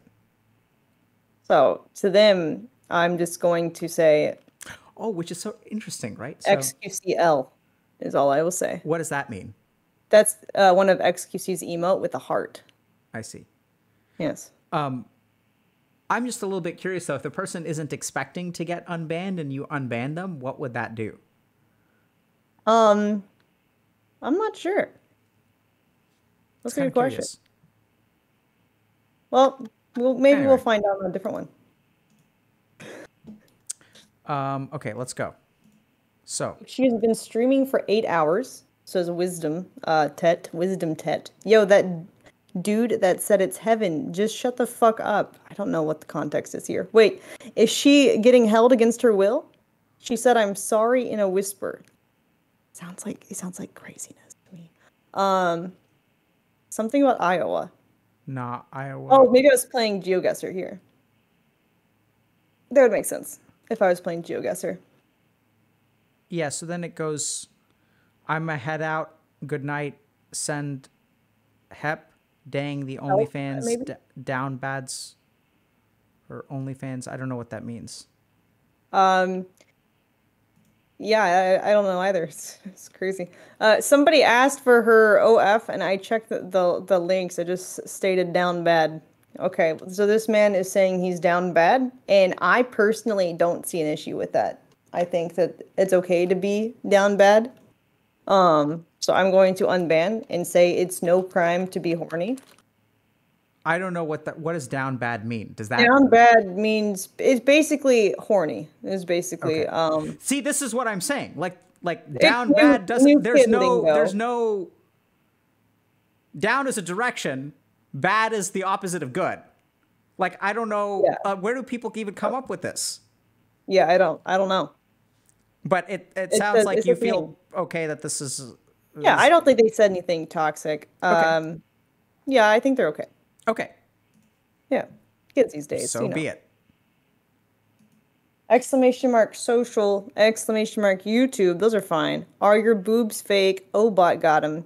And then he says, hey, if you guys are looking for Pokemon card giveaways, check out Poke Lucas. Very good deals. Now, I don't think this should have been banned. I know why my mods timed it out, because it is technically self-promotion of another stream. But I think that could have just been a timeout, and he seems fairly innocent. So for that, I think I will unban. What about the boobs fake comment?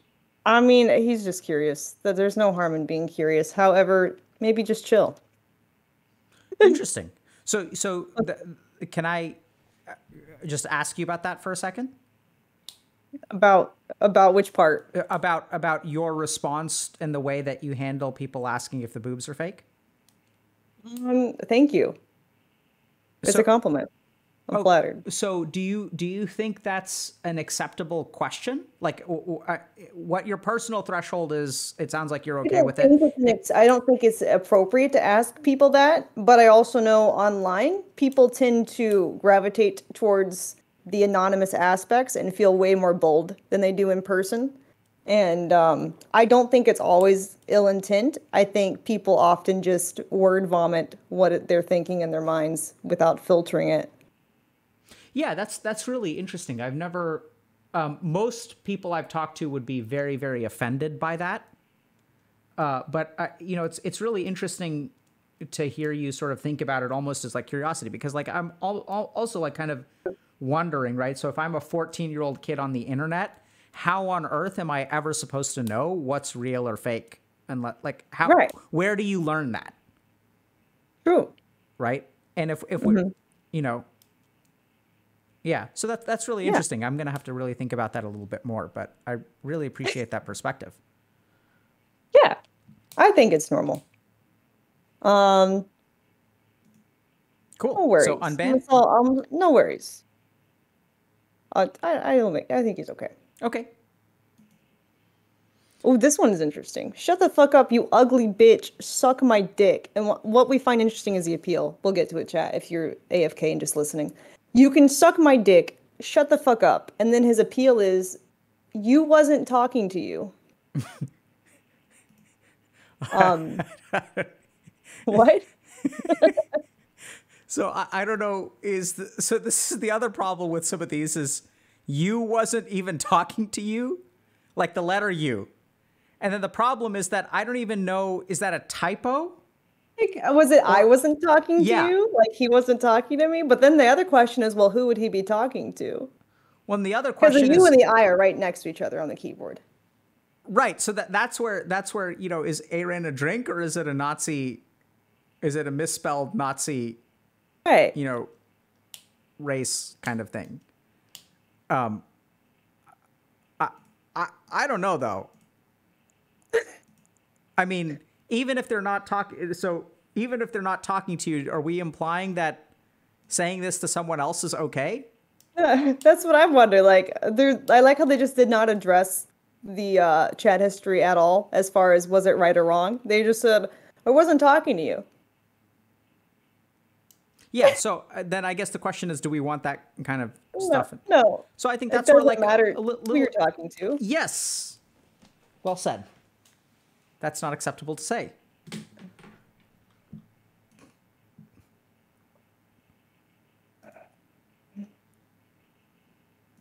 Next. Okay. So this person was banned in 2019. This is their chat history, you guys. Hey, what is this song? What is this song? How does it feel to be a stripper for 10-year-olds? And that was before I had the poll, so I don't know what they're talking about. You are a stripper for 10-year-olds, you fucking weirdo. So you like stripping for kids? Trash. Go to my free cams. Stop stripping for children. You fucking pedo. They must be Irish because they speak just like Just a Minx. But the you fucking, fook. Okay.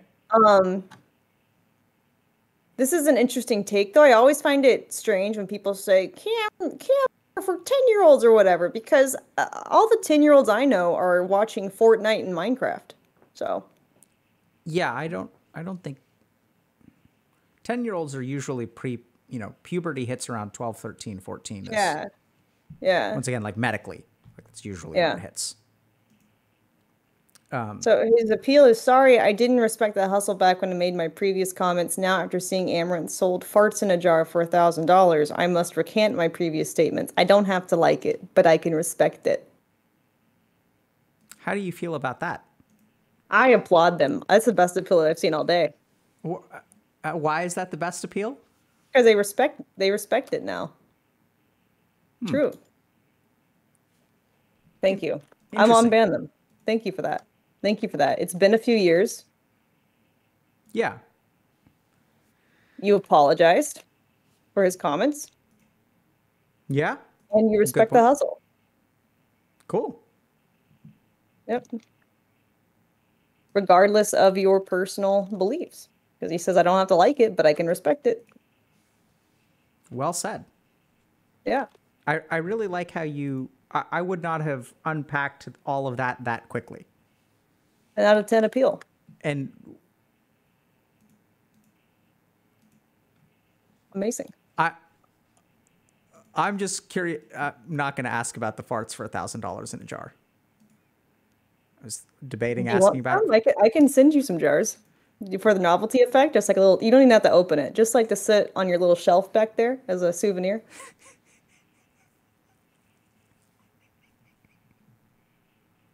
So is one of our donation goals. No, So no, no, no, no, no, no. no, This is for free, for free. no. I understand. No, let Oh, me finish. So okay. we were thinking about donation goals, like sub donation goals. Mm-hmm. And one of the donation goals we came up with was chat gets to pick something that we put on our shelf. So like they get to add something, like they get to pick something. Oh, I love And that. and I was thinking like, oh, this is the Perfect. The and perfect thing. I've never seen the universe come together in so much synchronicity. Because I was thinking like, what are they gonna like? Are they gonna do like a lotus or an orchid or like a set of prayer beads or maybe like an incense holder or like a little Buddha? But I mean, it's kind of like an incense holder. well, as long as we just don't tell anyone. Well, Okay, I won't tell if you don't. That's fine. that was hilarious, dude. That's brilliant. It is like an incense holder, Yeah. but of a different kind of flammable fragrance. It's Yeah. It's fine. yeah. I'll just have to let me check with my wife first, and then I'll Oh, of course, of yeah. course. We want the But maybe it'll be consent. fair as long as we send one for her office too. Oh, sure. Yeah, no problem. Yeah, Yeah. easy, Okay. easy. Easy. There we go. All right, moving on. Okay. Person has a lot of chat history. We're just gonna start more at the more recent ones, chat, because if we Okay. read in everyone's entire chat history, we'll never get through these. So this guy says, has anyone heard about Ukraine and Russia? And he just got timed out because we don't like politics in our chat because it caused a lot of fights. And then he said, hi, all you ever do is lick a mic. In dying, you banned him. I don't know. I'm not sure why. Oh, there's a mod comment. Let's see. Ban evasion. Oh, he was ban evading, it seems. Okay. Wait, how is he ban evading? Help me understand. Apparently, he had an account before that they realized because this is now his username, and he's gone through the original 2, 3, and now 4. I see. So DJ Sharper image 3 and 2 were the same incarnation Yeah. of the same person. Yeah. Got it. Okay. Yeah. So That's that's fair. yeah. So that's And also, he seems to be negative towards the hustle. So we don't like that here. We want acceptance and respect. okay. Okay. Okay. I'm just going to deny him. I'm Okay. not going to type why. Okay. So this next person, Okay. Royal Zephyr, says free healthcare. I assume he's making fun of America by the fact that it doesn't have it because we're probably playing GeoGuessr and talking about stuff. Oh no, it's actually 2018, so it could have been anything. Who knows?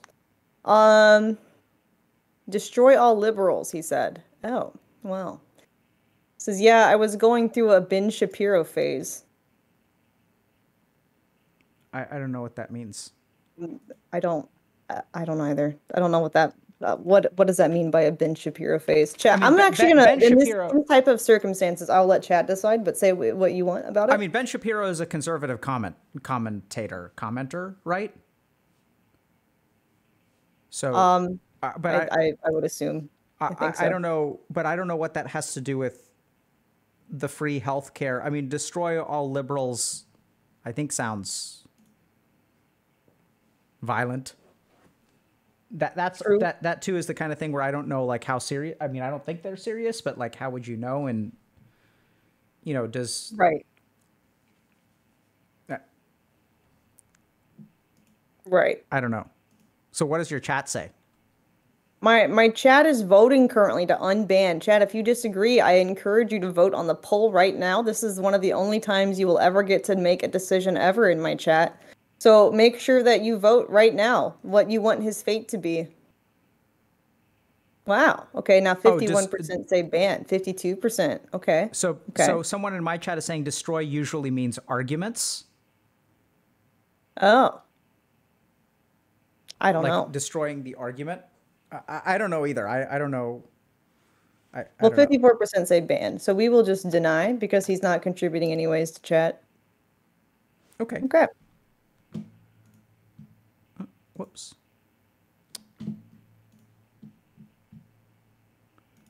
What year was this? 2019. She's wearing the same clothes from yesterday. You know, it probably was. Same clothes, never went home. Lol. Though it was never went home. That means I was Wait, at an are event. we doing e-panhandler? E-panhandler. Okay. Yeah, yeah, yeah. Same clothing, never went home. Simps staring lol. Top tier donated there. She looks like an escort. I mean, I probably did, to be honest. I mean, who's to say I still don't? But this is probably at TwitchCon because he's saying security bunch of nerds lol. So I yeah, sp this is probably a TwitchCon stream. But his appeal is good. He says, "Yeah, I was a douche. Keep doing what you do. It works. It's all right if you decide not to unban me. I just want to apologize. Sorry." This was 2019, and he apologized. I think we can unban. Yeah, I think so. I think if it's, 3 years later, if he sort of recognizes that he was acting like an asshole. And Yeah. okay. Okay. So this Next is one. Scorp Zero says, "Suck my dick, please." He was timed out, so we tried again the next day with the shockingly, "Suck my dick, please" again. yeah. And he got banned. And now his appeal chat is, "I was just expressing my feelings. Dot, dot, dot." Well, I mean, I think that this is where we got to be Oh, careful about whether expressing your feelings is an excuse for saying things that are hurtful or, unacceptable. yeah. And I think it's like something that people will do as sort of a cop out. I don't think that he was actually, I mean, that sounds like a BS excuse to me, but just while we're Right. on the topic. He did have one variety where when he said, "Can I fuck you?" So we got a little bit of variety from the sea of "suck my dick, please." At least he uses please. Um, Yeah, I guess so. It was hard for me to see that in with all the other words he involved is there. asking for consent technically with a please, but let's educate him though. I'm gonna let him know women are like cats. Okay. By all means, educate me as well. What is it? Yes, yes, yes. Women are like cats. If you ask them to do something, they don't want to. But also, probably not the best choice to say this to strangers. It comes off very entitled and creepy. Yeah, I feel like these people need some kind of basic course in like communicating with people, like how to talk to other I don't think humans. they would read it as the issue. The people who need the help typically aren't aware of how much they need it. Yeah, I mean, I can see that. A lot of times, people who are ignorant don't know they're ignorant, but Exactly. something tells me Catch that 22. people who are behaving like this on the internet probably know that they're not great communicators, right? That's why they're here. And Right. It's easier for them. yeah, I don't know. Okay, next up. What year was this? This is okay, so a few days ago, April 27th. So that's a nice new profile pic of Amouranth. The captions are often mishearing what it said when you read the captions. So we were watching the Johnny Depp Amber Heard trials, and the live feed of it, the caption was trying to match it, and it wasn't doing a great job. So that's what he's talking about there. Let's see why he got banned. We are all human. I'm only human after all. Don't put the blame on me. I Wait, don't know what he's talking I don't about. know either. Amaranth found the right outfit to wear. Yay, well delayed on mine. Lol, great. That BS procrastinator almost an hour of time from you. Wow. What kind of BS death threat letters or something? We are all human. Is He might just be crazy because his appeal is rag and bone man human. I don't know what that means either. I don't know what that means either. But Oh, they're saying lyrics to a song. It's from a song. Oh, are these "We are all human, I'm only human after all"? And then he's saying the song here, maybe? Oh. See, I'll never understand the people that just like quote lyrics randomly with no context in a chat. why was the person banned in the first place? Do you know? I think we just thought he was crazy because he was quoting lyrics out of context and that we didn't know were lyrics. Okay.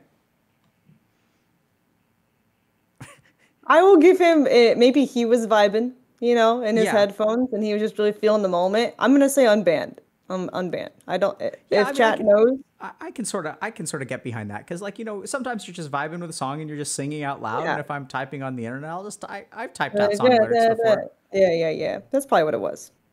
Oh, unbanned. This person says, "Can you ban me, please?" And because we don't like to give people what they want here, of course, mods just merely time them out. Ban me! I just want you to ban me to see what it feels like when you get banned. He's been trying for a while, right? This was so he's been banned since July of last year, almost a year now. And he says, "Very sorry for being annoying. I was passing through a bad moment and I would like to come back to the chat. Thanks for reading my silly message. English isn't my first language. Very sorry if I have spelling mistakes." Okay, I think that's fine. Yeah, I I think think it's okay. also the first reason that they got banned was not that severe, right?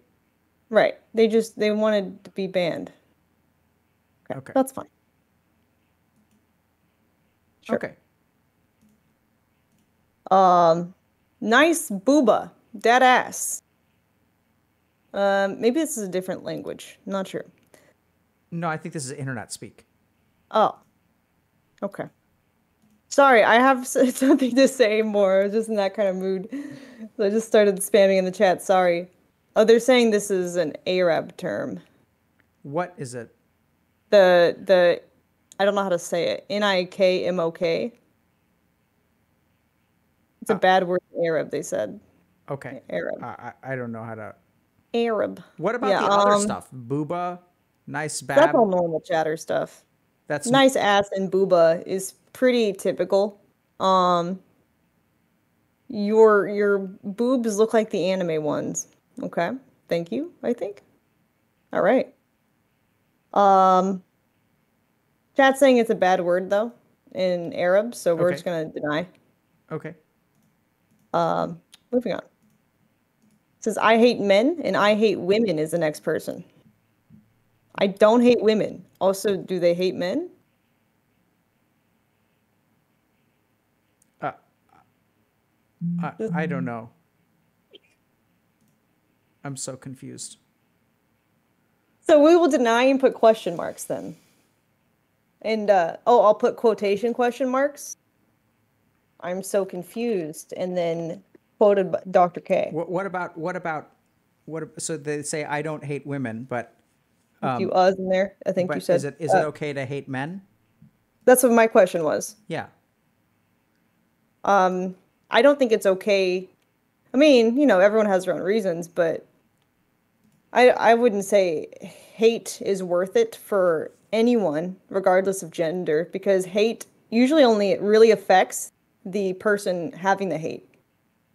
It's a very strong, distracting emotion, right? And Yeah. I don't think that your energy should be focused on hating people. I think if you don't like somebody, you should just remove them from your thoughts entirely or pray for them. That's very kind of you. Depends on the context. Okay. Next up. Yep. Flavor. I don't know why was this banned? I have no I'm idea, not but the sure. guy This is just probably a misclick, to be honest. I'm gonna unban. I think okay. that was a misclick. Mm, Okay. something about this particular word that looks sus is the name of Polish ice cream. I understand that you think I said the N-word. I'm not racist, so I'll never say that. I'm also looking at some of the context, so it does look like they're talking in a separate language. Yes. And in this case, Google has this feature. It's not always accurate, but I try. If you right click, it'll show translate to English as an option in the little gray menu that pops up. So I'm going to try translating it to English. And it says, "Bored as a prick. I get the fuck out of here." Okay. Also, it says, "We, because the chick here is about to fuck and you are promoting the league." Okay, I'm even more confused than before. Yeah, so I did an image search for ice cream Uh-huh. using the letters Nogger, and Mm-hmm. it It does appear to be an ice cream, Oh, okay. but So unban, maybe. I don't know. That's what's kind of confusing is like, I don't know. I don't know, man. I don't know how to understand Let's this. let chat decide. In situations where we're unsure, I think chat can decide, and then it's majority ruling here. So my chat is saying it's obvious he knew what they were doing. No, don't unbanning. He's dodging TOS. Well, I would think that too, but he typed a few sentences of, I That assume, Polish before, which yeah makes me think like it's not just like a one-word occurrence yeah. So that's what I was kind of thinking too. or whatever Is language that that like was. if I'm just like typing in a foreign language, then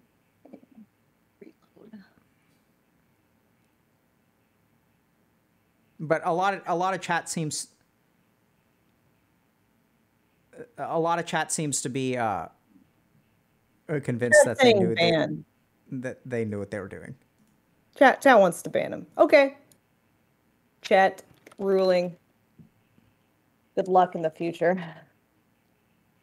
Okay. All right.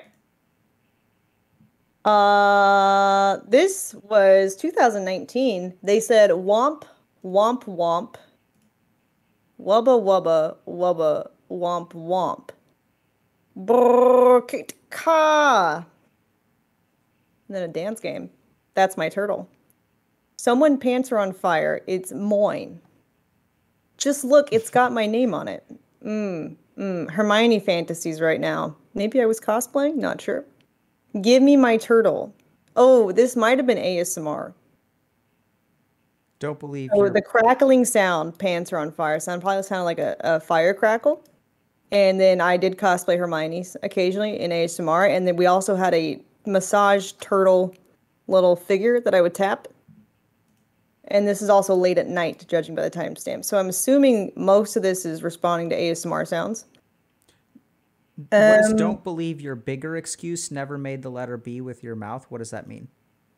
oh, that was some controversy when I had braces. I slurred words together and I mispronounced a sentence that had no racial context at all, and people thought I said the N-word, even though it didn't make sense at all. Yeah, that So was stupid. am I missing something? I don't understand what the I'm confused by. Because there was like people were clipping it out of context, and we were talking about ramen and Pocky in a grocery store being on the ethnic aisle, but and I said they probably have that in bigger stores, and people thought because of my slur, they thought the word ethnic, and then the I igger see. part of bigger was the N word, even though we were talking about Asian food. So it made no sense, but people were still hung up about it. I see. So I mean, is there something here that's bannable? I'm confused. Um, I think he was just getting caught up in the drama, but it was so long ago that I don't really care, and he Oh, doesn't even remember. don't So I believe think your we bigger can. excuse. I understand now. So Yeah, yeah, they yeah, thought that you were intentionally using a racial slur and did yeah, not buy your yeah, excuse. yeah. I don't know. Is that bannable or I think we can unban. I think okay? it's stupid. Okay. All right. Let's see. Where is the lotion? Not a great question. Probably on his desk, to be honest. Step on my marbles, you queen. Oh my gosh, I love you. And please step on my balls. Maybe that's what I meant by marbles. And ruin my life. I love you so much. I just want to feel the pain from you, mommy wommy. That's cringe. Yeah, I don't know, man. This doesn't seem. I mean, I'm more concerned about this person than. I mean, maybe it's just because we've been doing this for a little while, or I'm starting to get kind of numb in my mind. Oh yeah, that happens after a while. That's what like. How do you deal Yeah. with that? Um, yeah, it's difficult sometimes, For sure. I think that's part of that. I know our last talk in 2020, I said I feel like I'm losing my personality reading chat so much. That's a little bit of what I mean. It just built up over years. You know, that numb feeling. Yeah, It's I don't even better know. now, I don't but even know how to. So when I look at this, like there's a part like I'm like operating on instinct here. I'm not at the very beginning when we were looking at appeals. I was like really, really thoughtful and like looking at each sentence and looking at which letters were capitalized and which ones weren't, and like trying to understand age and reading into things. And at this point, it's just like, when I see wompy wompy wubba wubba wubba, it's like I don't know how many. Is Aran? Did they mean to say Aryan? who knows? Like there was a lot of like, I just feel like my mind is getting fried. Like, I don't know. I mean, are we going through all these? No, no, no, no, no. No. Because I mean, this person sounds like they just need help. Like, which doesn't mean that they shouldn't stay banned. Right? Right. Right. Like, because like just because you need help doesn't mean that you can't do things that are hurtful to people or behave in an unacceptable manner. But like I'm kind of concerned about this person. Like I've worked with some people who have strange fetishes and kinks and things like that, and sometimes like that comes from a place of psychological hurt or trauma. Have you ever had clients with a ball crushing fetish? Where did that come from? Yeah. Where did they say where that comes from for Yeah, educational purposes? so I think no, I mean I think it's actually like a good question. Like it's not. I mean, I'm not trolling. When you ask the question for educational purposes, I recognize that could sometimes be used as like a troll kind of comment. Like, Yeah, no, explain no. to us what It's kumi is, actually Amaranth, interesting to for me. education. No, but so I think a lot of times people. So it can be a couple of different things. One is we have a sense of self-worth, which we want to see and feel heard and noticed. But so like if you think about a sexual relationship, to feel like be seen and heard and accepted and noticed for who you are is related to intimacy, right? And so to be vulnerable. And so, but if what I am is something that is like pathetic, I also want people to see me as pathetic. And so sometimes that can get tangled up into sexuality. The other thing to remember is that like what the mind or the brain finds arousing can be heavily shaped. So for example, like, in cultures where like particular body parts are covered, those body parts can be sexual pieces, right? So, can be Right. sexually arousing. But there are other parts of the world where like different body parts are covered, and those parts of the body aren't like inherently sexual. So the other thing is just we get conditioned to think that certain things are sexual. And that's where, in the worst cases, sometimes you'll have kind of traumatic experiences that are sexual in nature, which will also like get cross-wired in the brain to where people will be like aroused by that kind of situation. The Yeah. point is that it's complicated and no one really knows, or at least I don't. But I've worked with people like that. And I think that's where, I think some of it gets better. But then the other thing is that we did a stream many months ago about BDSM and just how that's probably like just like a normal variant. But there's not a whole lot of research into that. But it does appear that, Interesting. some of that stuff is like just a normal variant of sexuality. Do they ever say how they get fetishes when you have like I guess consultations with clients? Or No, is it it is what it is? Yeah, so people don't get a fetish; they have a fetish, See. right? So it's not like they can trace it back. I mean, you may be able to. Some psychologists or psychiatrists may hypothesize that we can trace it back to like this is the point that the fetish began. But I think oftentimes, the mind is like more complicated than like this is the moment. Like if we think Right. about who we are and what we like, it's not single moments; it's constellations of experience. But I think there's just something that sometimes is like arousing about being denigrated to some people. And then some people also will literally somehow use pain as like something gets wired to where that becomes sexually arousing or somewhat of an erogenous zone. Interesting case. I once had someone who had a partial amputation Ooh. who so the interesting thing is our brain has a map of our body called the somatosensory cortex. And so if you look at like how much of our brain is devoted to the middle of our back, it's not very much, versus our hands and feet are like huge.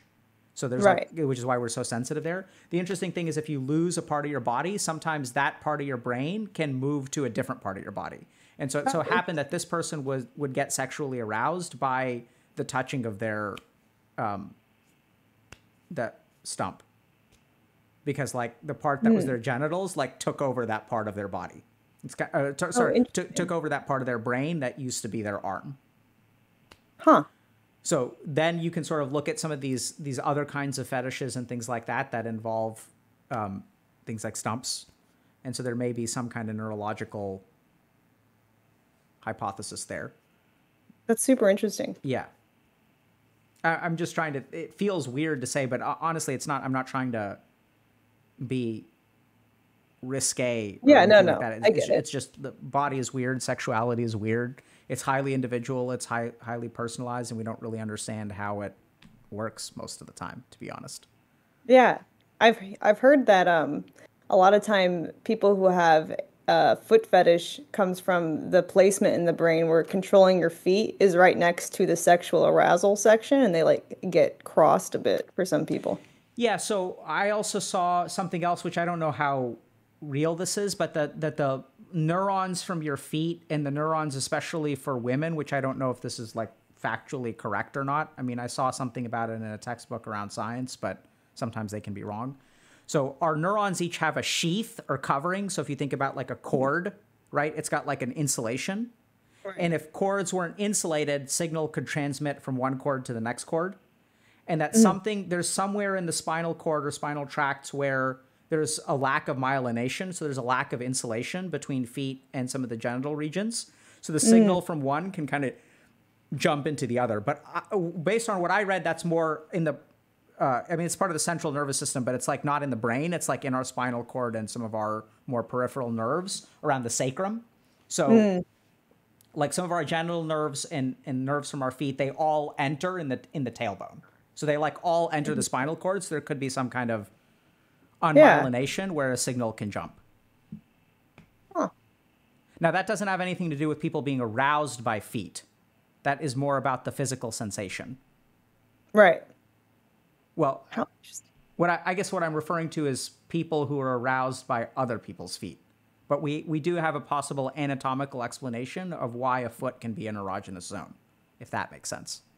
Right. That's so crazy. Yeah, sorry if that's... The mind is weird. Yeah, dude. That's not even the mind. That's just the nervous system. Like the mind is just... there. Then we add psychology on top, and it just becomes something completely different. Wow. Anyway. And are you going to be leading us through a meditation today? Yes. Shall we do a couple more? Yeah, we can do maybe like 3 more, then we can do some meditation. Sounds awesome. Let's do it. Yeah. I'm very excited about the meditation, by the way. Thank you so much for offering. We're going to be charging our lasers, chat. Okay, let's do it. Thought you were cooler. Never coming back. Bye. You try really hard. Why you try so hard?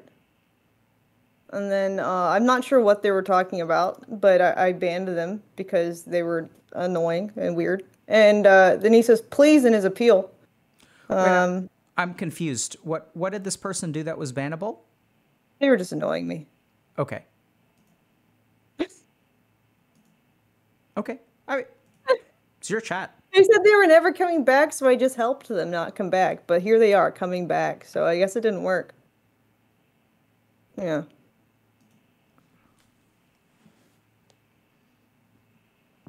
What? Interesting. I don't, I mean, if, I think it's your chat and you get to do what you want there. Generally speaking, I'm trying to I'll just unban and say, welcome back. I knew he'd be back. Okay. That's a nice pair. God bless us all. Wow. More about the nice pair. Hey, Sweet Lips, it's a nice pair you got there. Man, for a month, that's all they could focus on. Is Broad better show her chest soon? He's been waiting like 3 months. Or I'm changing the channel. Broad better unban me soon, or I'm changing the channel. Okay. So that's that's a threat to stop watching your stream. I guess. There's a lot here that feels inappropriate to me. It just feels very disrespectful. Oh yeah. Also, like Sweet Lips that's what irks me the most. Which one? The phrase Sweet Lips? Yeah, it just sounds... That sounds weird. It's like it gives me the image of like a 60-year-old man just like hitting on women in a bar, calling them weird things like sweet lips. Yeah. Yeah. Yeah. 50s pickup line. Yeah. Broad also. Broad yeah, broad. Yeah. Yeah. What does that even... I mean, I know it means woman, but where does that even come from? Like, I don't understand. I'm not sure where the expression broad comes from. That's a good question. Broad. Women definition. Or, I don't know, slang? I don't even know what to search for. Yeah, I don't know. But... I don't know how reputable Urban Dictionary is. It says a term originated in the 1930s. Derived from the fact that the most defining characteristics of all females are their hips, which are proportionally wider than the hips of male counterparts. Look at those broads. I don't know if that is accurate.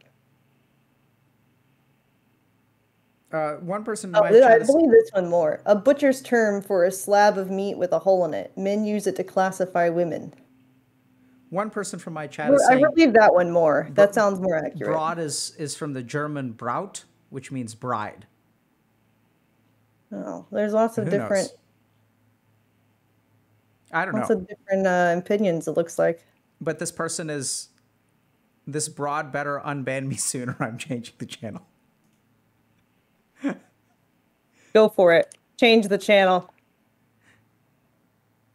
They're not unbanning that. Okay. Okay, last one, then we'll do some meditation. Right. This one I don't understand. Ola, what has happened? We can see her nips like the middle one. And I'm like, what? Do you think I have 3 tits? What's happening? The middle one? I'm back. Hello, Amouranth. Hope you've had a good day. You're crying. You're crying? Hate chats that go so fast you can't even read anything. Wow, imagine having a girl in your life this dramatic. If you're actually sad, turn off your stream and go take care of yourself. I was just playing. Oh, sorry, y'all can't see that. But... Wow, Total Recall. I don't know. There was 3. I don't think there was 3 people. This was not my collab day. I don't know. But what is... Yeah, I don't... I mean, I assume that the person is being mean when they say, if you're actually sad, turn off your stream and go take care of yourself. Or are they actually, saying like you should, like, I can see that being interpreted 2 ways. One is like, you should, take a mental health day and don't stream. But also like wow, imagine having a growing life this dramatic. That I don't know if sound... you're aware, but women are more emotional than men. So, I mean, on average, we have all these hormones, and cycles. Let's see. I'm mostly confused about. Hope we can see her nips like the middle one. I don't know what that means. Well, so sometimes people, I think, can have, theoretically, I mean, this is something that I saw in a James Bond movie, so I don't know if this is medically accurate or not, but people may have a third nipple. Oh. But I don't necessarily think it means you have a third breast. And also, it's from a James Bond movie, so I don't even know if that's a real thing. Can you have a third nipple without having a third breast? Is that like a... I've never seen one. I have 2 nipples and I have no breasts, so it's possible to have a nipple without a breast. But I don't know about 3. I have no idea. And there are rare cases of men being able to lactate. If you're a man who's lactating, you should definitely go see a doctor. Wait, that's not normal? What? No, no, it's not normal. It's a sign of potential cancer Oh, if you have a man who's lactating. I Yeah. thought it was just a category on the hub. Okay. Well, What does that mean? A category on the hub? uh, the orange YouTube, the P hub.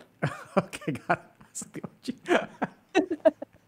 You're just using lots of phrases I don't understand.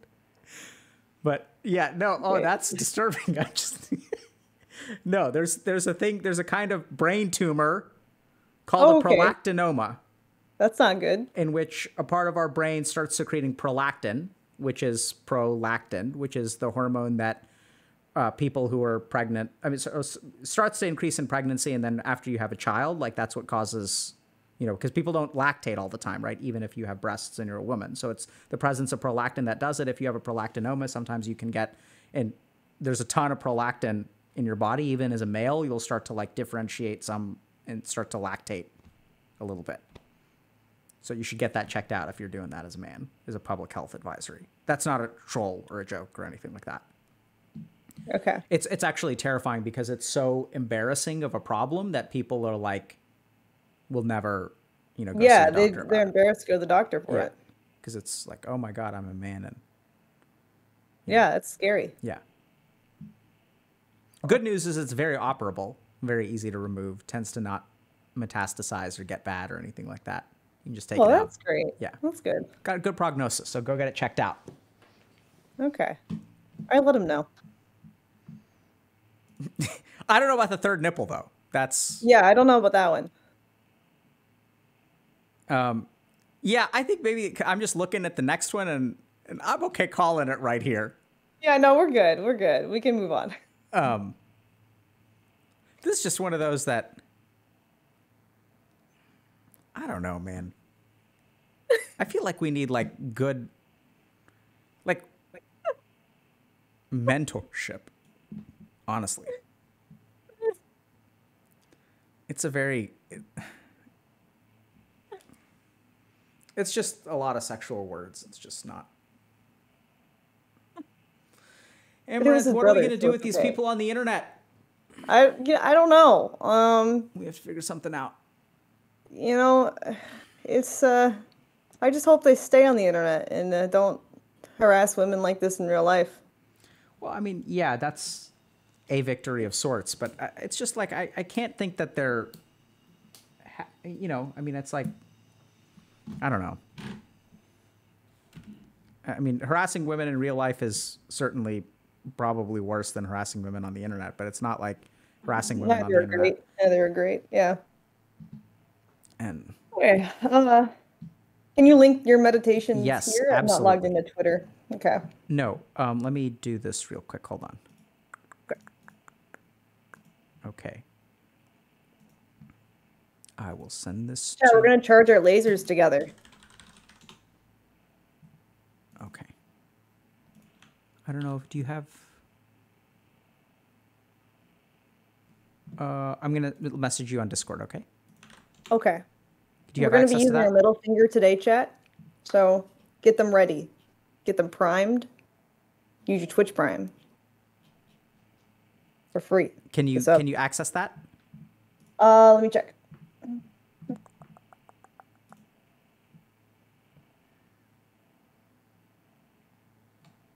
Yes. Awesome. So today, this is fantastic. I'm so glad you're doing this because I get to meditate and I get to be led through meditation. Oh, great. Found some meditation music. Do you like music when you meditate, or do you like silence? I will sometimes listen to music before I meditate to kind of get me in the mood. So in the preparatory phase of meditation, and then once the actual meditation begins, then I will not listen to music. Gotcha. Okay.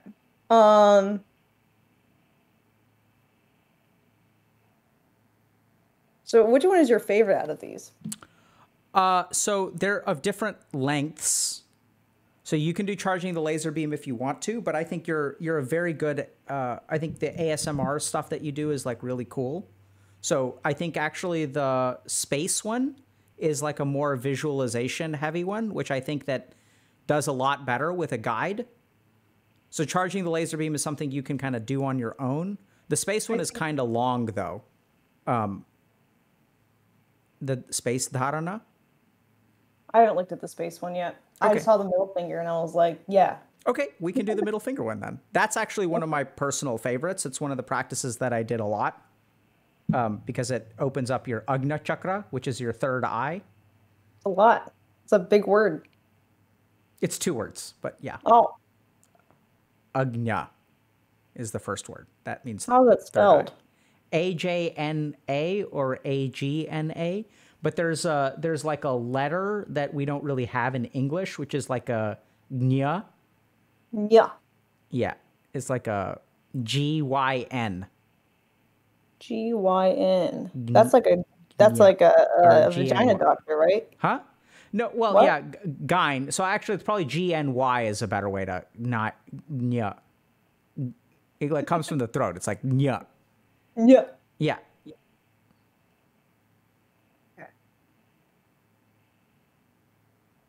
Yeah. Yes. In the chat, little anime emotes. Yeah. Yeah. Okay. So let's read what this says, chat. Okay, so in this practice, we will use our middle finger to activate our third eye. Do you have a preference of which hand for the middle finger? Dominant, No, less dominant? you can. Okay. Yeah. So to start this practice off, chat, close your eyes and sit up straight. I can't close my eyes and read, so you guys close your eyes. Curl in all your fingers except the middle finger. Hover it over the center of your eyebrows. Does that mean in the middle? Yeah. Yeah. Okay. You don't want the finger to touch. Just hover it right above. The other thing If you don't feel anything, you can move your finger a little bit closer. Try to find the sensation. Some people describe it as a warmth or pressure or charging your laser beam.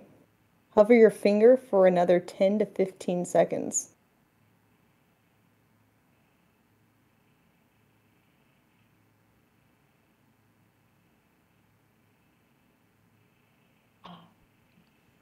Now go ahead and relax your hand. Let your eyes remain closed and focus on the same spot in your forehead. You may notice a bit of sensation right at your forehead. Now, what I want you to do is to drive all of your attention into that point. Put all your concentration and focus into that point between your eyebrows. If you're having trouble feeling anything, you can even gaze at that point with your eyes closed. How does that work? So, do you wanna try doing it so you get a sense of how it works? Does that mean like with your eyes closed, cross your eyes, or like what? Yeah, sort of. So, Oh, okay. this is what I would say: close your eyes. So take your middle finger and point it towards that area. So I would lift up your wrist some, so you're pointing directly because you're pointing up, right? There you Oh, go. okay. Oh, I see, I see. Right. So do you feel something kind of in the middle of your forehead? What does it feel like to you? Like anticipation a little bit. Okay. So just focus on that feeling for about 10 seconds.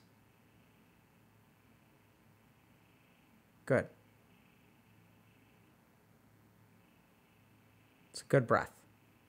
Now go ahead and relax your hand. Let it come down. Keep your eyes closed. And then just focus on that part of your eyebrow. I mean, not eyebrow, but the space between your eyebrows. Do you still feel something there? Not as strong. It's like fading. Yep, good. So like try to hold on to it. So if you want to, you can even bring your middle finger up again to like reinvigorate, like almost like blowing coals, like, you know, blowing it, using a fan on embers. So you looks like it's just a tiny bit off center, but if you're going on feel, that's What is fine. that? Yeah. There you go. There you go.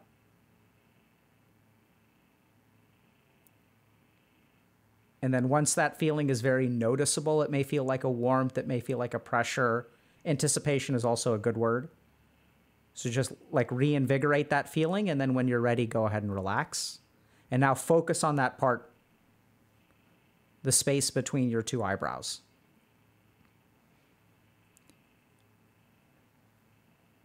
And then if you want to, you can sort of like, if you notice with your eyes closed, there's kind of like a screen of blackness in front of your eyes. I think those are my eyelids. Exactly. And so if you visualize like where that point is between your eyebrows, it's kind of like not really in the center, but a little bit above the center of the screen of blackness of your eyelids. If it doesn't make sense, don't worry about it. I think so. And so you can like look at that point. Mm-hmm. And if you concentrate on that point as if you're quote unquote looking at it, you may notice the sensation is more present or stronger. Mm-hmm. And what I want you to do is just push your attention into it.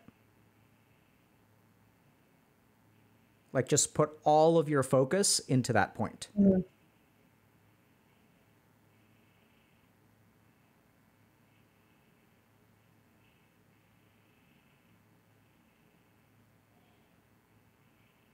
How are you feeling? What are you experiencing right now? It's like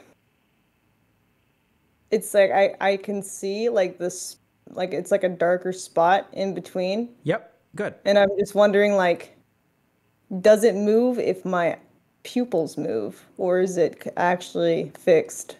Good. So those are all questions that you can answer through experience, right? So you can try to move your eyes around if you'd like, but keep your concentration on that point.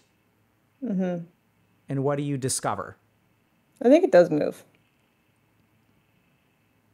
Okay, so then what we can do is if it moves with your eyes, then where you put your eyes will put the point in the right spot. We can control where it is through your eye movement.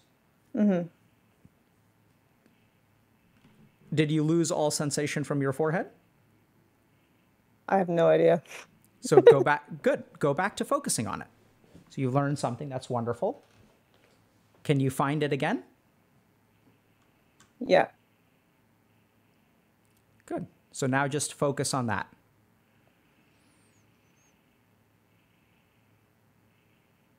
So try to keep your spine straight, but relax your shoulders a little bit. Take a big, deep breath. Excellent. Beautiful. So as you exhale, just let your shoulders kind of hang down. Like imagine like your body is just on a hanger and your spine is straight and it's supporting the entire weight of your body. And as you breathe and exhale, you can let everything relax. Your spine is going to keep you nice and upright. But there are a lot of things that you have to worry about, a lot of things that you're concerned about, a lot of decisions you have to make. You're concerned about your horse. You have to figure out who to ban and who not to ban. Very taxing. It is taxing, right? You have a lot going on. And feel how much of the world you support on your shoulders. But for this moment, all of that weight is being transmitted through your spine and into the chair and into the earth. The ground supports you, and you can let your shoulders rest. With each inhalation, you're going to feel your body move and expand. And with each exhalation, you can relax. So now slow down that exhalation. 2 to 3 seconds for an inhalation and 6, 7, 8, 9 seconds for the exhalation. Slow, slow, slow, slow, slow.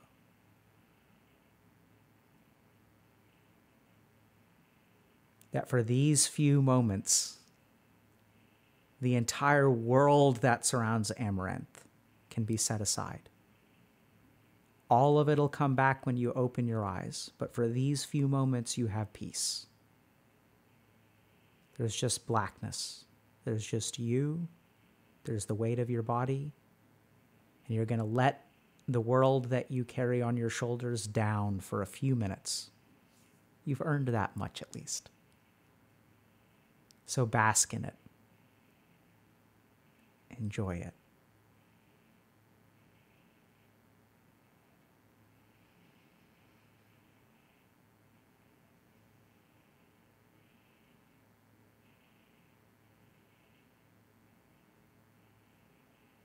You want to hang out here for a little bit, or are you ready to come back?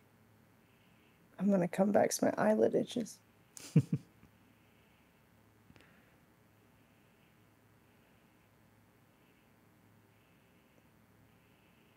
So bright now. Yeah. There's so much light. Yeah. It's weird, huh? It is weird. A lot to focus on when you're trying not to focus on anything. Yeah. Well said. You're like trying to time the breathing, trying to find the spot, trying to relax the body. Yeah, I was getting the sense that maybe we were trying a little bit too hard, but so I was trying to focus on just breathing and just let your shoulders, like, there's a lot of tension. You really do carry a lot. But yeah, I'm also just have fucked up stuff, so. I don't know what that means. My muscles are very tense. Yeah. Yeah. So I know we had talked about charging the laser beam, but I'd say that, yoga, and especially like that muscle tension around the shoulders is like, you carry it, you have such a strong mind that the stress and the tension will live in the muscles. Mm-hmm.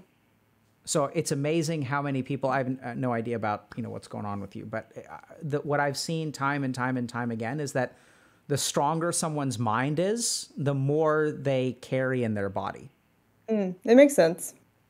Because you just, you'll do whatever needs to be done. And your body will hold everything that you can't for you.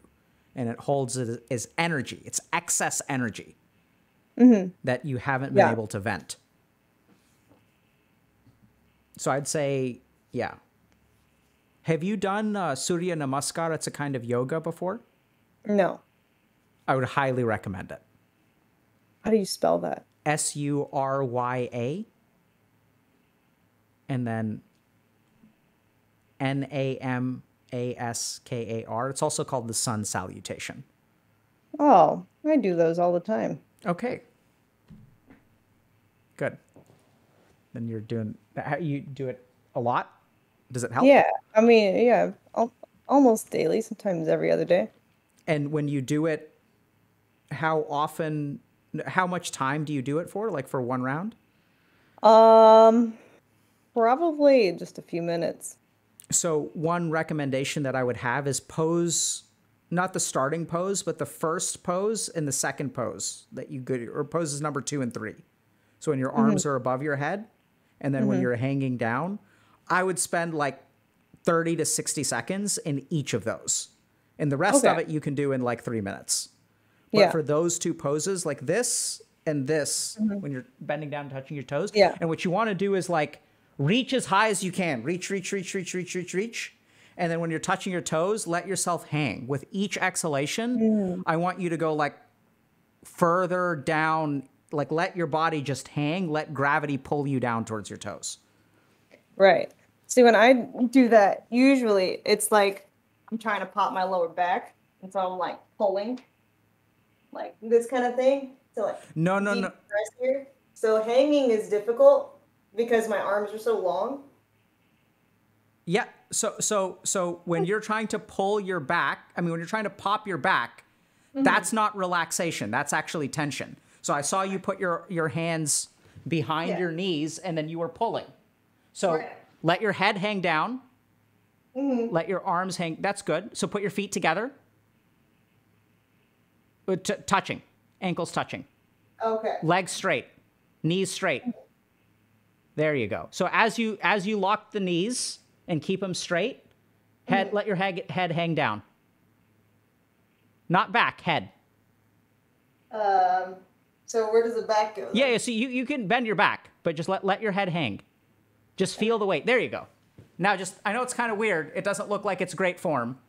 Yeah, good. Straighten the knees and then just sit there like that. Like feel it in your shoulders and feel it in the back of your neck. You feel that?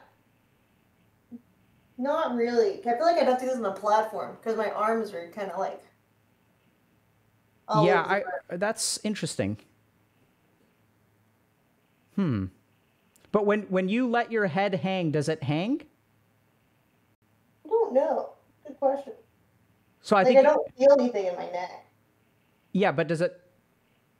You're not tensing it, right? It looks like it's hanging. No. Yeah, I think that's good. My knees are very tight. Back of my knees are tight, but my head's not. Yeah, so I think you're actually gonna have to focus on the knees, and then your head will hang better. I know it's kind of weird, but that looks good. Like this to here. Yep. It's gonna be your hamstrings. Yeah. Right? So you'll feel it in your hamstrings for sure, which is okay. Don't rock. Okay. Yeah. Just feel that tension. And then when you're ready, you can come back up and arms above your head. Namaste position. Yes. Let your biceps touch your ears. Good. Close your eyes. Reach up. Up. Good. Now, do you feel that kind of like right in your, what is that? Your trapezius? I feel it more here. Like. Okay. So yeah, just let. My arm, technically. Okay. My yeah. delt muscle. Good. So close your eyes and breathe. Wonderful. So hold that for like 20 seconds.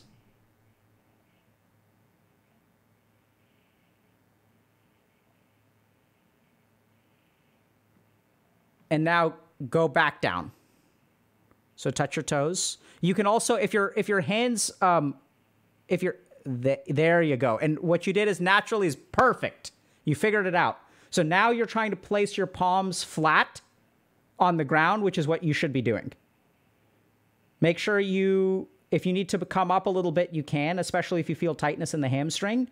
But now close your eyes and breathe into this position. Breathe into it. Let your body as you breathe in and out, your body will naturally adopt small changes, especially with the exhalation. So just let it happen. Don't try to do it.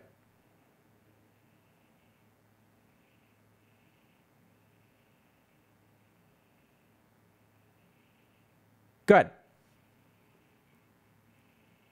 So go ahead and come on back up. Come back to, so up, and then you can come down to Namaste position. Which position? Oh. Right?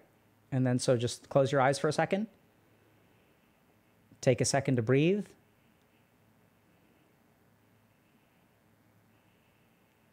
And I would kind of acknowledge that you have a lot, but also give gratitude. And recognize that you're like capable of whatever life throws at you, right? That you're strong, your body supports you, your mind is powerful.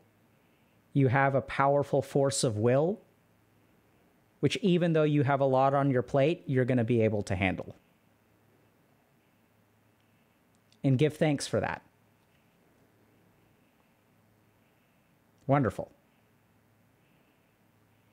Is this the right arm position or? Sure. You can go up a little bit if it's tense. Up meaning you can put your, there you go. If that feels better. And put your fingers together. Mm-hmm. Yeah, like that. Great. Cool. How long are you supposed to hold that for? You can be done whenever you're ready to be done.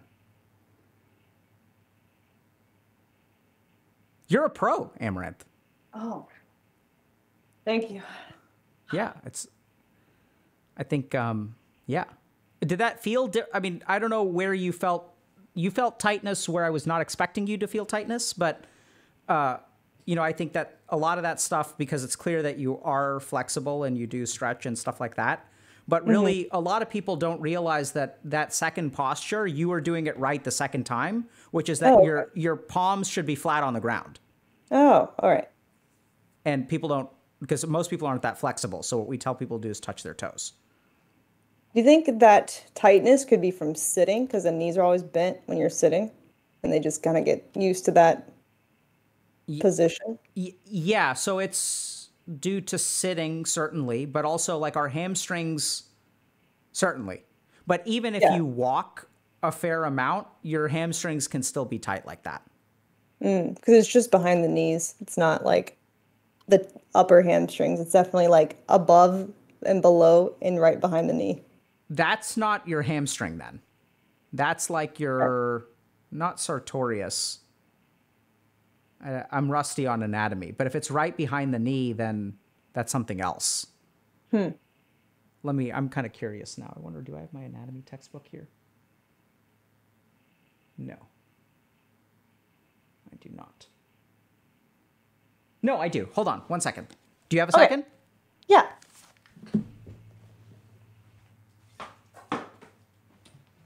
Anybody else chat? It's like here to here.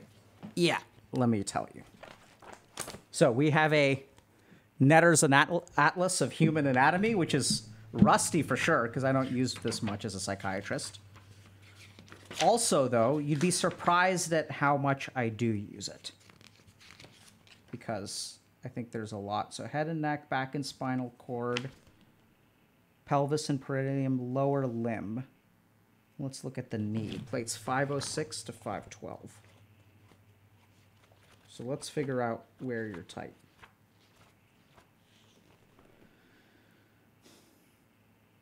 Nerves of the hip and buttock. We don't want nerves of the posterior thigh.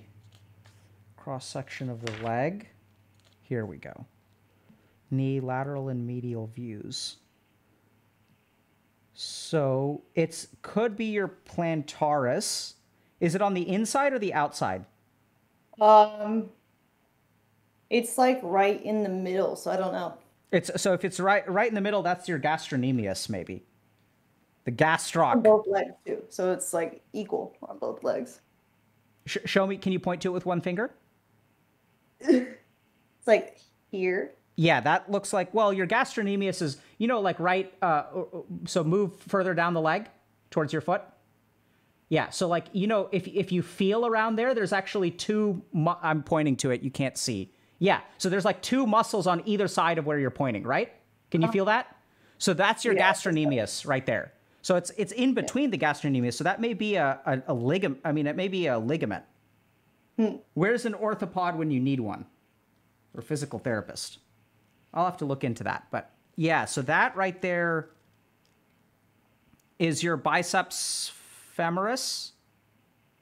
So I see like an indentation too above the knee, like here. Yeah, that's because you've got like, that's your biceps femoris muscle, I think. Okay. So I'm not quite sure. So then actually what you need to do is actually a different asana entirely. Yeah, so so when you pull that's what you need to do. So when you, hold on a second. All right, I don't know if you guys can see this, but. So what you can do is, if you pull your toes back, does that, I can't hear you, but hold on. Yeah, I mean, that's always been tight when I do that. Yeah, right so there. that's what you want to do. So you want to touch your toes and lift up your toes. There you go. And then the other thing that you can do is this. Have you done this asana? Take your right leg, put it over your other leg. Yeah, I do that all the time. Does that, well, that's not. That just pops my back. That's going to be for your back, actually. Yeah, so I don't usually do those kinds of asanas, but I think it's like, the other thing that you can do is go up against, so you can stand up against a wall and flex your foot. So you can do, I don't know how to demonstrate this, but you have to turn around and put your, put your toes on the wall, but your heel on the ground. No, heel on the ground, but toes on the wall. Like this? Yes. Oh. I don't really feel anything there. Huh? It doesn't really feel like anything. No, but you have to raise your toes up. So you can like flex your, I wish I can't explain it, but I could, yeah, this is a fail. Kind of. It's hard. So if your ankle, if this is your ankle and this is your foot, you want it at this angle against the wall is over here. So like, we'll pretend that this box is. Yep. So it's like this? Yes. Okay. Yes. At the same time or 1 foot at a time? No, 1 foot at a time. And then what you want to do is move forward. So like with your body, as you move forward, it'll increase that stretch. Does that make sense? Yeah, I think so. Right? So you should feel it in your calf. Yeah. And right below the knee, and you'll stretch out that ligament. And then if you have your other foot back, but if you move your other foot forward, don't hop. Never hop when you're stretching. Okay. Never hop and never wiggle. That's how you're going to pull something. There you go. Perfect. Can you feel that? Yeah. Just do those. Forget about the yoga. Okay. If I find a good asana, I'll DM you or something. Okay. But I'd have to do a little bit of research. Yeah, that is interesting. Because that's probably why I have trouble keeping my foot in the stirrup of the saddle with correct form, because you're supposed to have your heels down. So it's that same angle. Like when you're riding like this. Yep. Because it's tight there. So that makes sense. Yeah. Cool. Any last thoughts or questions before we wrap up for the day? What do you think about chiropractors? Do you believe in them? So I think chiropractic has some data to support it. I think that there's a high degree of variability in clinical outcomes for different chiropractors. Mm-hmm. So good chiropractors are very different from bad chiropractors. And what I do feel pretty confident about is that many chiropractors claim that they can treat a lot more than the data suggests that they can. But I've just had too many patients who have had, the science behind chiropractic is not great, but I've had too many patients that have had very, very positive outcomes from chiropractic to where I think there's something of value there. It's just really hard to tell what is and what isn't. Okay. I actually am scheduling a chiropractor appointment with like a YouTube chiropractor.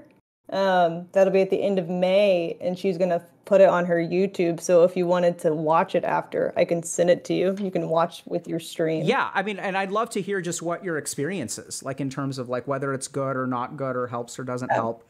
I think she does a better job, I think, than just like popping stuff into place, because she actually like looks at the muscles and like massages them too on the spot before realignment, which I think is much better than a lot of them that just pop you for 10 minutes and then you're out of the office. Yeah, so I think one of the big complaints against chiropractic that I've heard from physical therapists is that physical therapy will, so you can get adjustments or whatever what do they call it? Not manipulations, that's osteopathy. I forget what the term that they use is, but one of the criticisms I've heard of chiropractic that's given by physical therapists is that a physical therapist will teach you how to strengthen the muscles so that you don't need to be regularly popped into place. Yeah. And that's a more sustainable solution. There's very, very good evidence behind physical therapy, whereas chiropractic is like more mixed. Right. But I'd love, I think I've certainly seen them help some people a lot, especially with musculoskeletal issues. Mm-hmm. Yeah, I think a lot of them don't address the muscular tightness that is making your spine be out of alignment. Exactly. That's oftentimes what happens, but we'll see. Yeah. Cool. Are you going to be streaming still, or are you done? I'll be streaming after this, yeah. Okay, so I'll wrap up and then we'll just head your way for a raid. But thank you very much. Thank you. Yeah, this was really fun. Yeah. How did you enjoy the band appeals? I enjoyed them a lot at the beginning, and then I think it's just like I'm very they it just seems to be a lot that you have to kind of numb yourself against. Yeah, that's actually my exact feeling every time I do it. I start off being like, this is interesting. And then like 30 minutes into it, I'm like, this is disappointing. Yeah, and I Yeah, think it's the the same feeling, I think. It's yeah, like draining. it is, and so I'm sure you get better at it. Like I remember when I Mhm. first started doing therapy, it also felt very draining, and now you kind of get good at it and you enjoy it. But I think that that's also where, I mean, like this, it feels so one way, like in terms of band appeals. Like at least in therapy, like sure it's emotionally draining, but you're like working with someone and you guys Right. are like making progress together, and there's like positivity that comes after the negativity. Whereas with band Hmm. appeal, like I don't know where's the positivity at the like where's the end of the rainbow, you know? Right. And it also is just making me realize like I don't know what's happening on the internet, but I think like people need education or help or something. I don't know what they need, but we had so many questions about what makes someone do this. And like, I don't know if we have an answer, but I think we need Right. to find out and then we need to like address it, which could Yeah. include punishment, could include education, could include forgiveness. You know, I think it's like all options, but you know, how did you Yeah. enjoy it? I had the same feelings you did, I think. Are there other like therapists or psychologists who use Twitch and stream like you do? I'm sure there Are are you? other therapists or psychologists who are on Twitch. I don't know if they do what we do. Yeah, it'd be interesting just to like have different assessments of my band appeals. I Yeah. And think there, I've had guys review them and they're like, "What is this?" Like guy streamers just don't understand the stuff that girls get. yeah, It's kind of eye-opening. in a shocking way. Yeah. Yeah. Do you Anyway, think there will ever be a solution, or is it just yes. education and holding each other accountable on the internet? I mean, I think that's a big part of the solution, but I do believe these things can get better. And I think that part of the hopelessness that things can't get better is I don't see a whole lot of concerted effort at trying. Right. Right. So that's where, I mean, I was at the game developers conference in San Francisco a couple weeks ago. And even if you look at Twitch, for example, so Twitch has wonderful functionality to mute people and ban people, but it Hmm. doesn't have a built-in functionality to provide like positive reinforcement quite as robustly as it does for like bans. Right. So what we're Right. seeing in technology is that it's really easy to ban people, but educating people, encouraging positive behavior is more difficult. So Twitch Yeah. even has some features there that I think are moving in the right direction, like stuff like featured chat and stuff like that, where you can like highlight positivity. Yeah, I think that's cool. And I think a better solution, but I know Twitch is a business, so they would never do this. But in theory, I think it would be cool if a user has gotten banned in like five or more chats, let's say, on Twitch, maybe their just IP gets banned in general from the whole site. But I know they would never do that because money. But I think that would be a way to actually combat it. Otherwise, they'll just make a new account. Yeah, so my experience working with corporations is that they don't seem to be quite as corporate as people think they are. Like, oh, they'll never do this because money. Like my experience, even working with Twitch, has been that like they, I tend to have a more positive view. But I think the bigger issue is not banning an IP. The bigger issue is like, what are they going to do to encourage positive behavior? Mm, Right. So that's where, like, I think that's what's missing. There's a vacuum of like all we mm, have is yes, punishment. true. But how is like the main question that I had for a lot of these people, which I think we talked about, is how does this person get feedback on how to behave? Because when you ban them and you don't unban, like, you know, if they're like, and they're just going to go home resentful and then they'll So show you're up and saying someone, Pavlov would be a better method at finding out how do we do that effectively? yeah. So like you can absolutely punish bad behavior. But what I see on the internet is that we've learned how to punish way more quickly than we've learned how to like support or encourage positive behavior. And you see that in parenting as a whole, right? So like 100 years ago, it was like spankings, belts, and like whatever. Like, you know, there was this positive reinforcement, lovey-wovey stuff is like, and now if you look at, you know, books on parenting and stuff like that, it's all about love and positive reinforcement. We see that positive reinforcement changes behavior better, but like the internet is sort of following the history of parenting where we're learning how to punish. We're developing very sophisticated tools for punishment, but in terms of positive reinforcement, things are lagging behind. Yeah, I think something Twitch could do, but it would take some designing, is if they had a whole tier of like several different emotes that you couldn't access unless a streamer or like a mod or a VIP from a chat like gave you like a gold star on your account. And then you can unlock an emote. The more gold stars you get, the more exclusive emotes you have. Something like that to encourage it. Because I think if Absolutely. people start actually doing that and put that in their habit of chatting, then subconsciously, like, they would actually just become a more positive chatter, even if they're faking it till they make it. Well, so there's also evidence that shows that faking it until you make it actually does change internal behavior. So Right. there's data that shows that punishing people does not give them an internal moral compass. Positive Hmm. reinforcement is how people develop an internal moral compass. You can Yeah. learn to follow the rules through punishments, but it won't change your internal, like what is right and what is wrong. We're Hmm. taught what is right and what is wrong through positive things. Right. But the good news is, I mean, I think people are exploring this stuff, right? So they did have me at GDC, which is like, so game developers were really curious about like, what can we do in our game that's substantial, that encourages positive behavior? And Hmm. so I think if we try, like, I mean, we're pretty good. Like humans are pretty good when we put our mind to something. And I just don't think we've tried, we haven't given it our all yet. So I'm actually pretty hopeful. Yeah. I think there's definitely room for improvement. I wonder if they'll actually ever take streamers' advice for changing the community in that kind of way. That'd be really interesting. I mean, I feel like they've been pretty open to hearing what we've had to say. But I think Hmm. that we may have a little bit of like luck there, or not luck, but we may, you know, a lot of what we say to Twitch is also backed by science and stuff. But I think if you have suggestions and stuff, I don't know. I'm curious about. I just have to think a little bit about that. But my experience with Twitch has been pretty positive in terms of how responsive they are to feedback. Okay.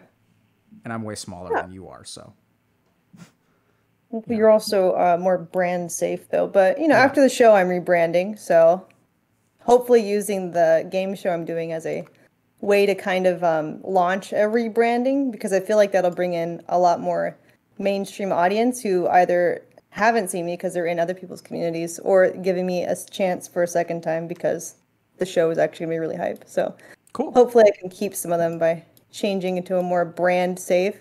And I don't like the fact that like I kind of feel like I am saying that I don't know, like there's something wrong with sexuality and cleavage, but at the same time, it is what it is. And I think that rebranding is actually just better long term for my goals. Kind of have to go with the state of reality sometimes. Yeah. So I mean, Amaranth, what I really appreciate about you is that I don't think you're black and white about these things. I think Mhm. you're kind of like nuanced about it, right? There are advantages and disadvantages, and there's something to be said for pushing the envelope and like, and also for like playing by the rules. Like, so I think if everyone plays by the rules, then we don't really ever get progress. Right. And at the same time, progress can be dangerous. Being on the frontier is a dangerous place, and something that Hmm. I really appreciate about what you do, and especially hearing your thought process on ban appeals, and especially the comment about are they fake? Like I think that Hmm. that kind of stuff has really given me a new perspective, which I really appreciate, and I think you're doing some really awesome work by just like trying to figure out and redefine like what's okay, what's not okay, like what are you willing to do, what are you not willing to do, how do you draw boundaries? Because we all say, right, that oh, like women should be able to, body positivity and feminism, you should be able to do whatever we want to. But Right. we may say that, but we don't stop judging people. Right. That's So true. we create a double standard where we say one thing and we actually treat people like a different way, Hmm. and that's challenging. And so I applaud you for being right on that frontier, which I imagine has advantages and also like, puts you in the line of fire, a la the ban appeals that we saw today, where people are like, sending a lot of toxicity your way. So it's tough. Yeah. It's really interesting how I guess maybe more common in America. I don't know if Europe's as prudish because, American culture was based on Puritan values and stuff. It's just interesting how we seem to still have this stigma around like female body parts, even if they're not doing anything sexual. just like the presence of them seems to be a little taboo still. Like the undertones, even if I'm just having a conversation, it's like because I have cleavage, it might be deemed inappropriate, even though children literally suck on titties for nourishment, and that's considered wholesome. So it's really weird how like adults view it as this sexual thing, and kids don't even view it as that. But because the adults are putting such taboo things on it, kids start to view them differently, like younger than I feel like they should be. It's so weird. There is a ton of social commentary there. Not really my area of expertise, but I'm with you, and I think that that's like, oh man, there's just so much to talk about there in terms of how do we develop. So there's this subset of psychoanalysis called object relations, which is like, I'm a human and there's an object, right? And how do I relate to this object? How do I think about it? Is it okay? Is it not okay? Do I judge it? Do I like it? Do I dislike it? And I think if you look at like how we relate to breasts, you know, is like very, like a lot goes into that.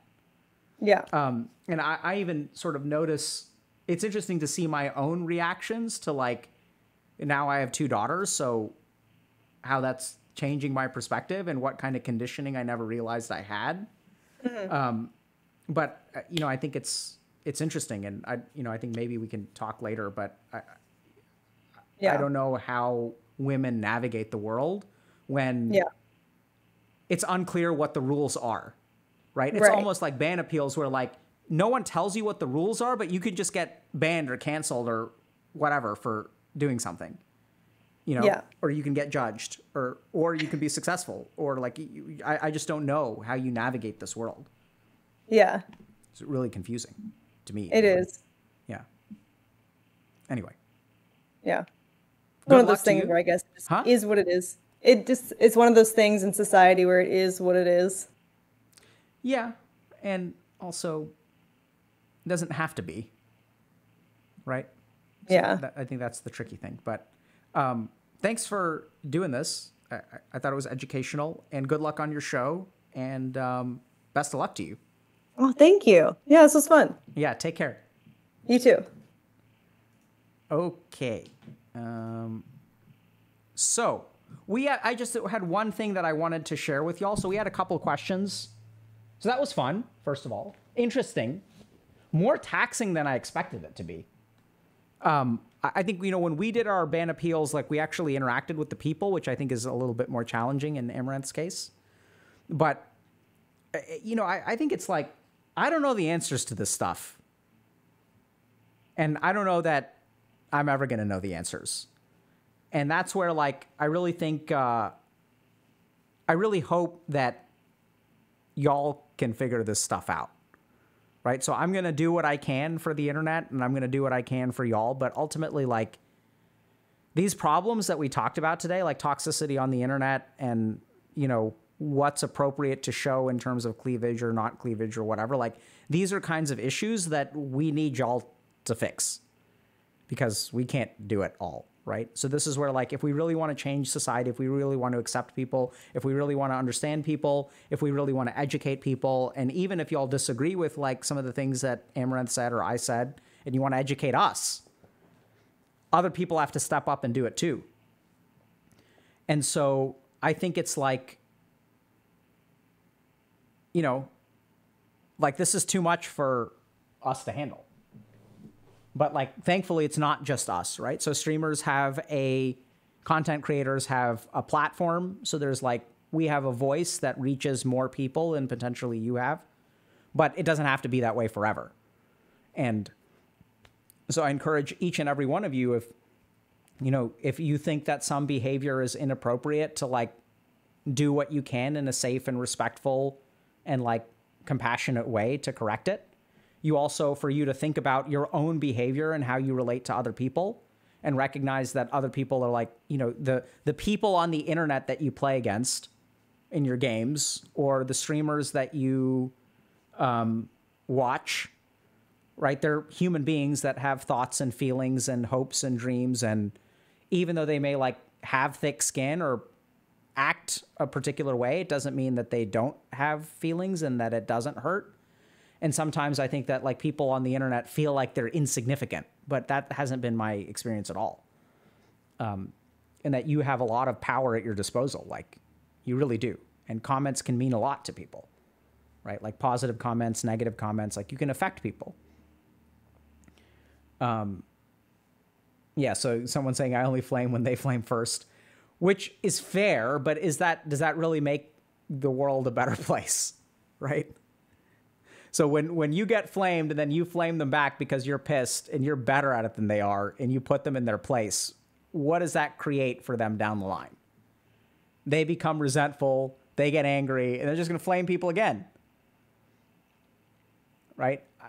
Maybe sometimes there are definitely situations where you want to put people in their place. I'm not saying that that isn't an option. I'm just saying think about it, right? Think about what you're doing. So if you have the power to own someone in a flame war, that's a powerful flamethrower you've got there, and you should manage it responsibly. So people had some questions about career coaching, which I wanted to talk about for a second. So a lot of people were wondering, if I don't have a job, is career coaching still appropriate for me? So this is actually an innovation that I'm really proud of, is that our career coaching is essentially like divided into 4 tracks. And the curriculum that our coaches have gone through address 4 different stages of career.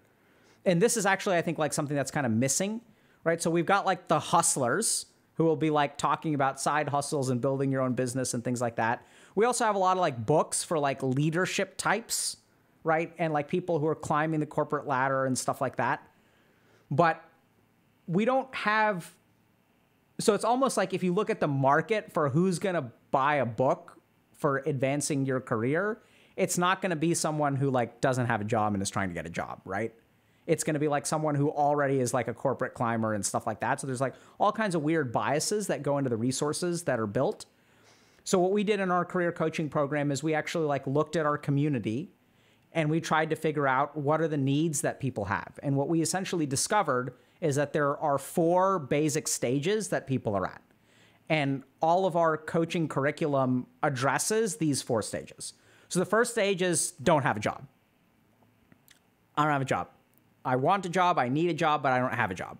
So we're not even worried about career yet. So like and for each of these stages, what we've sort of done is gone through common drives and common obstacles. So like what are the drives, the obstacles, and like the methodology for helping someone at that stage? So stage 1 is like no job. So the drives that you have to deal with as a coach are going to be like, okay, how do we help this person like motivate themselves? How do we help them also deal with like the shame of not having a job at the age that they're at, if that's an issue? So not all these things don't apply to every person, but what we sort of noticed is that if you take this group of people, like most of this stuff will apply to like 80 to 90% of the people in this category, right? And that's the advantage of having what we have at Healthy Gamers. We have a lot of like information, data, and community at our disposal. So these are people who like, okay, if I don't have a job, here, I'll just give you all an example. So like, one of the goals is putting together a resume. So like, what does putting together a resume involve? Well, it's more complicated than people think, right? So if you have no job and I'm 23 years old and I've never had a job and I put together a resume, what's the primary emotion that you think gets in the way and manifests as procrastination? I'm ashamed, right? Because like other people get to put things on their resume, but like I didn't do any summer internships. I didn't win any awards. So every time you may say like, okay, you have to put together a resume, but like there I am at the age of 23, speaking of personal experience, I don't have anything to put on my resume. So what is it? Just like my name at the top and like the rest of it is empty? And so this is where if you think about what a career coach should be adept at doing, is it's like recognizing that shame, working through that shame, and by the way, here's how you put together a resume. What are the steps involved? So there's drives, obstacles, and operations for stage 1, which is no job.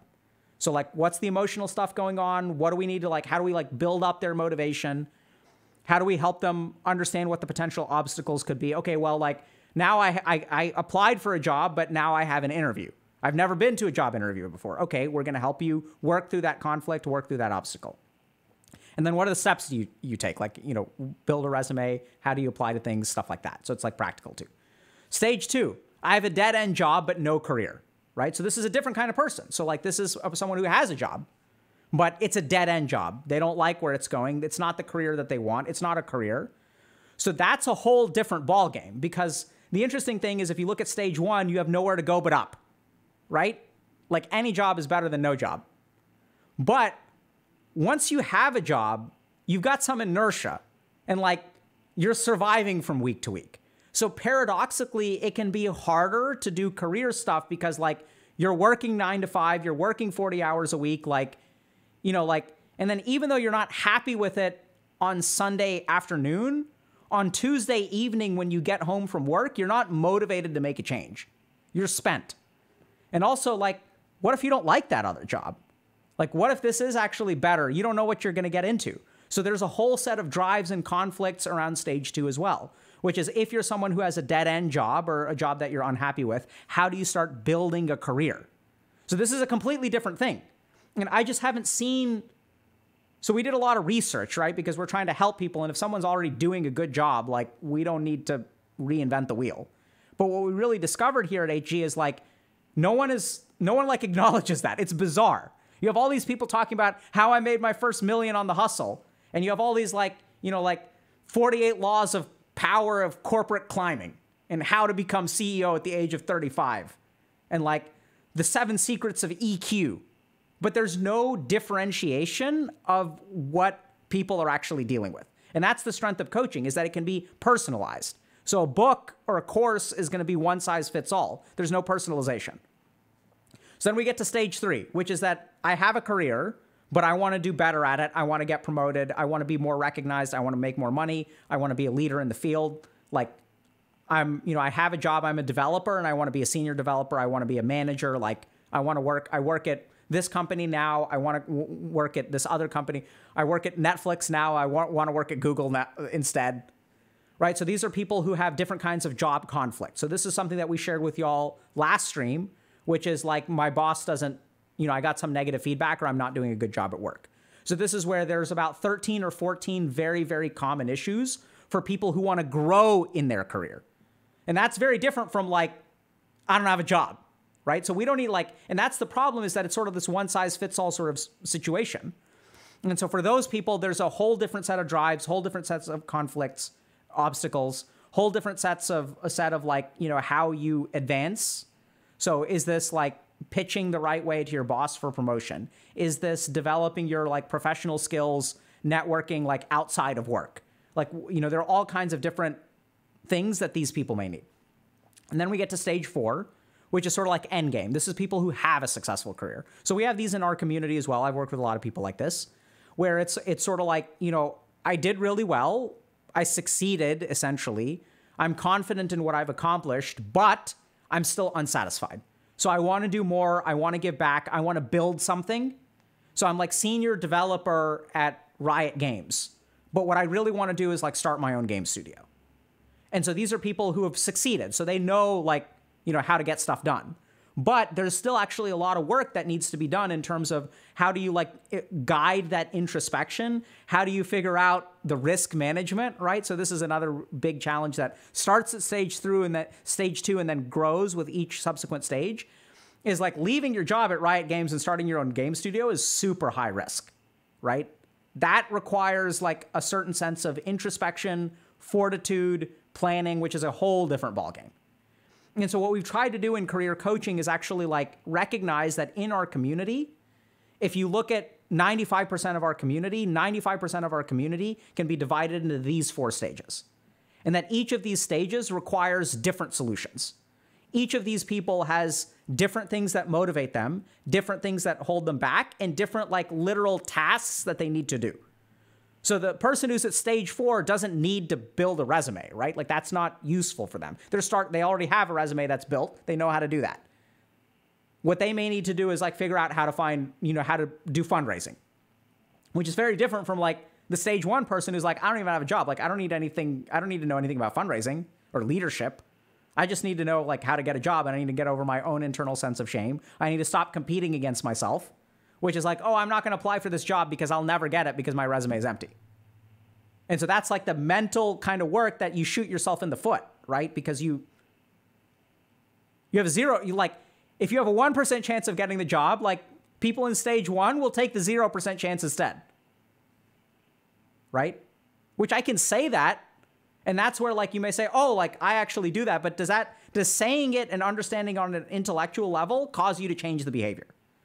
That's what really our coaches are focused on, is getting you not only to understand, but apply that understanding to change your behavior.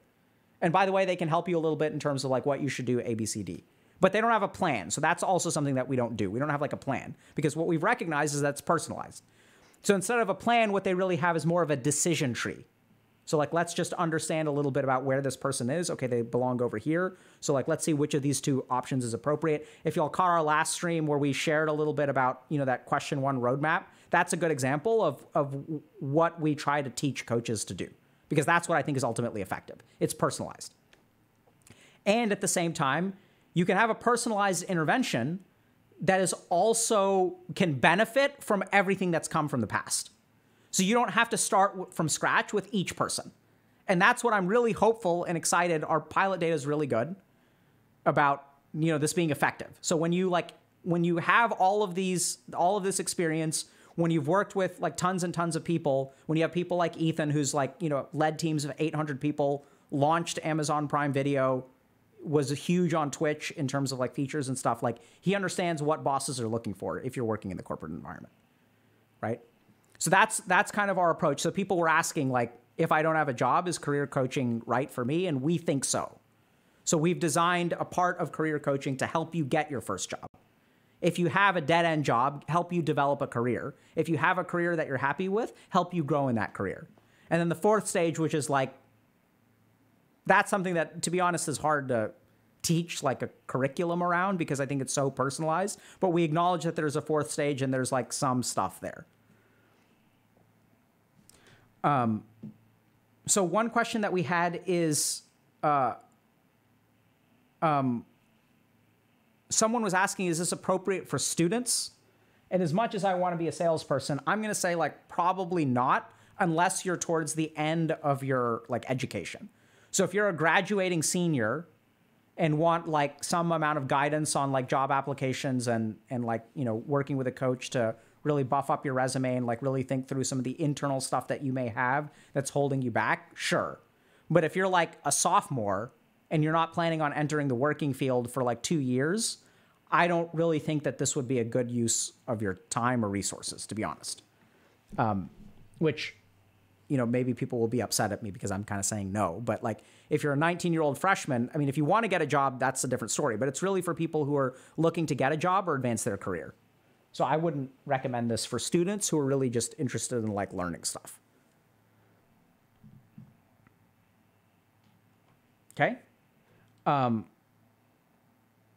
Stage 4 is like the person who has an accomplished career behind them, right? So even like that's something that a good example of this is like I had a clinical practice that was good, right? So I was vibing and things were good and I was seeing patients and all that kind of good stuff. And then I was like, let me start streaming on Twitch. So that's a journey that I walked personally, like in terms of abandoning one career to do something that I thought was more, like a contribution to the world. Like, so, and people make those decisions, right? Once you have a skill set, like once you're good at something, applying that skill set for like some greater purpose.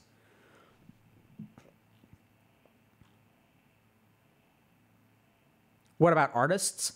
Yeah, so this is something that we have some stuff for freelancers, which we're actually like patching in right now. So the other thing that we recognize is that a lot of the career advice, books, resources tend to assume a corporate environment. But what we've noticed at HG is that a lot of this stuff is like a lot of that stuff doesn't apply to freelancers. So here's what we're actually working on now. This is not something that's, so coaches are somewhat familiar with this stuff, but it's not as well developed as the other things. I'm sort of recognizing that freelancers have their own set of like needs, challenges, difficulties. So developing things like work-life balance, managing clients, soliciting feedback. How do you develop a system of personal growth and advancement if you're a freelancer? So this is like a big thing where like, if you look at like the corporate world, they're kind of like tracks that you use to grow, right? You work for 2 years, you get promoted from analyst to associate. 2 or 3 years as analyst or associate, you get promoted to VP. 3 to 5 years as VP, and you get like promoted to director. Sometimes it's like 2 years or 3 years, then senior VP, and then 2 or 3 years, and then director, and then managing director or partner or whatever. So advancement is kind of like laid out for the corporate environment. There's also things like MBAs, right? So you work for a couple of years, you go back, you get your MBA, and that's how you advance. So the pathways of personal development on the corporate side are like laid out. The challenge is that freelancers, no one's going to lay that out for you. So how do you develop a system of development yourself? How do you make sure that your skills are growing? How do you make sure that your command in the field is growing? How do you make sure you're learning more, doing better, all that kind of stuff? So that's different for people like artists, creatives, content creators. And we're very familiar with that stuff as well because we have a content creator program, which has been running now for almost 2 years. Or it's at least 1 year old. I don't know how far we are technically, and so we're recognizing that that's a difference, but to be completely honest, that's something we're actively working on, but we feel really good about those first 4 stages. Stuck at a job you hate? Oh, that's Stream Elements. I was going to say, oh yeah, that sounds exactly like what our program is for. Can't set boundaries with your boss. That's our bot. I was like, yeah, that's exactly what we do.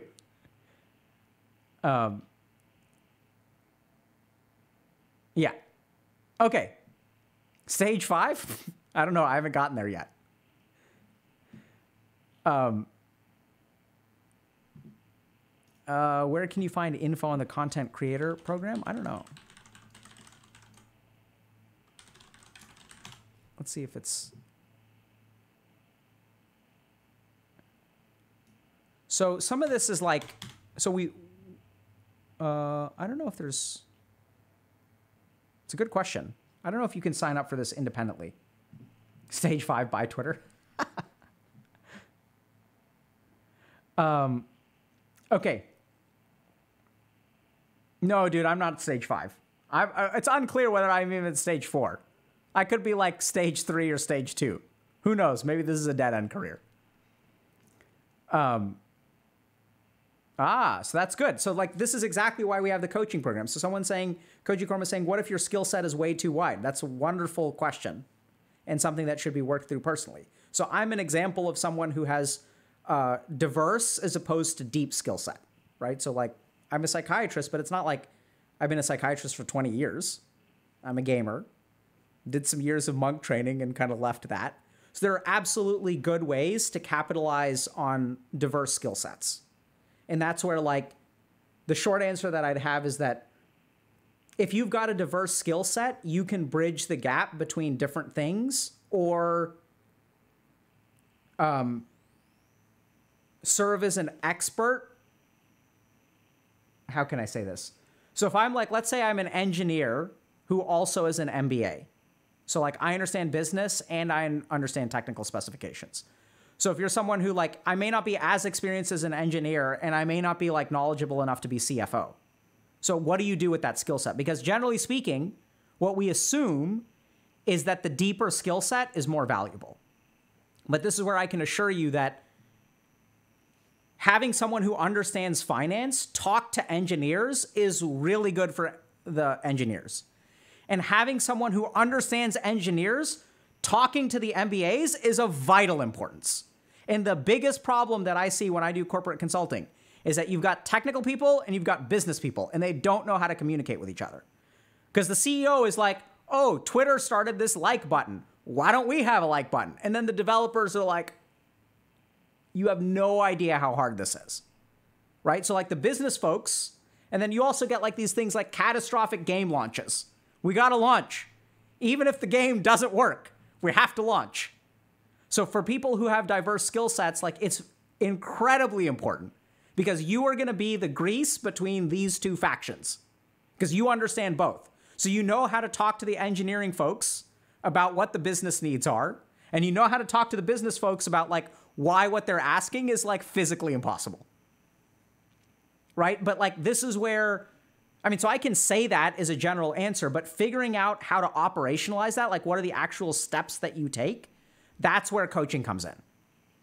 right? And the coaches they won't necessarily be like, people with finance experience and,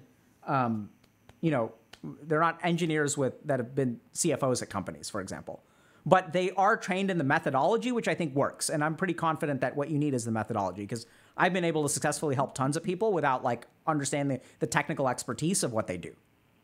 So, I work at investment banks, but I don't know anything about investment banking. Right? We'll consult with tech companies, but like I'm not a developer, but you don't need to be. All you need is like a good methodology to like help people understand themselves and help them like develop a plan.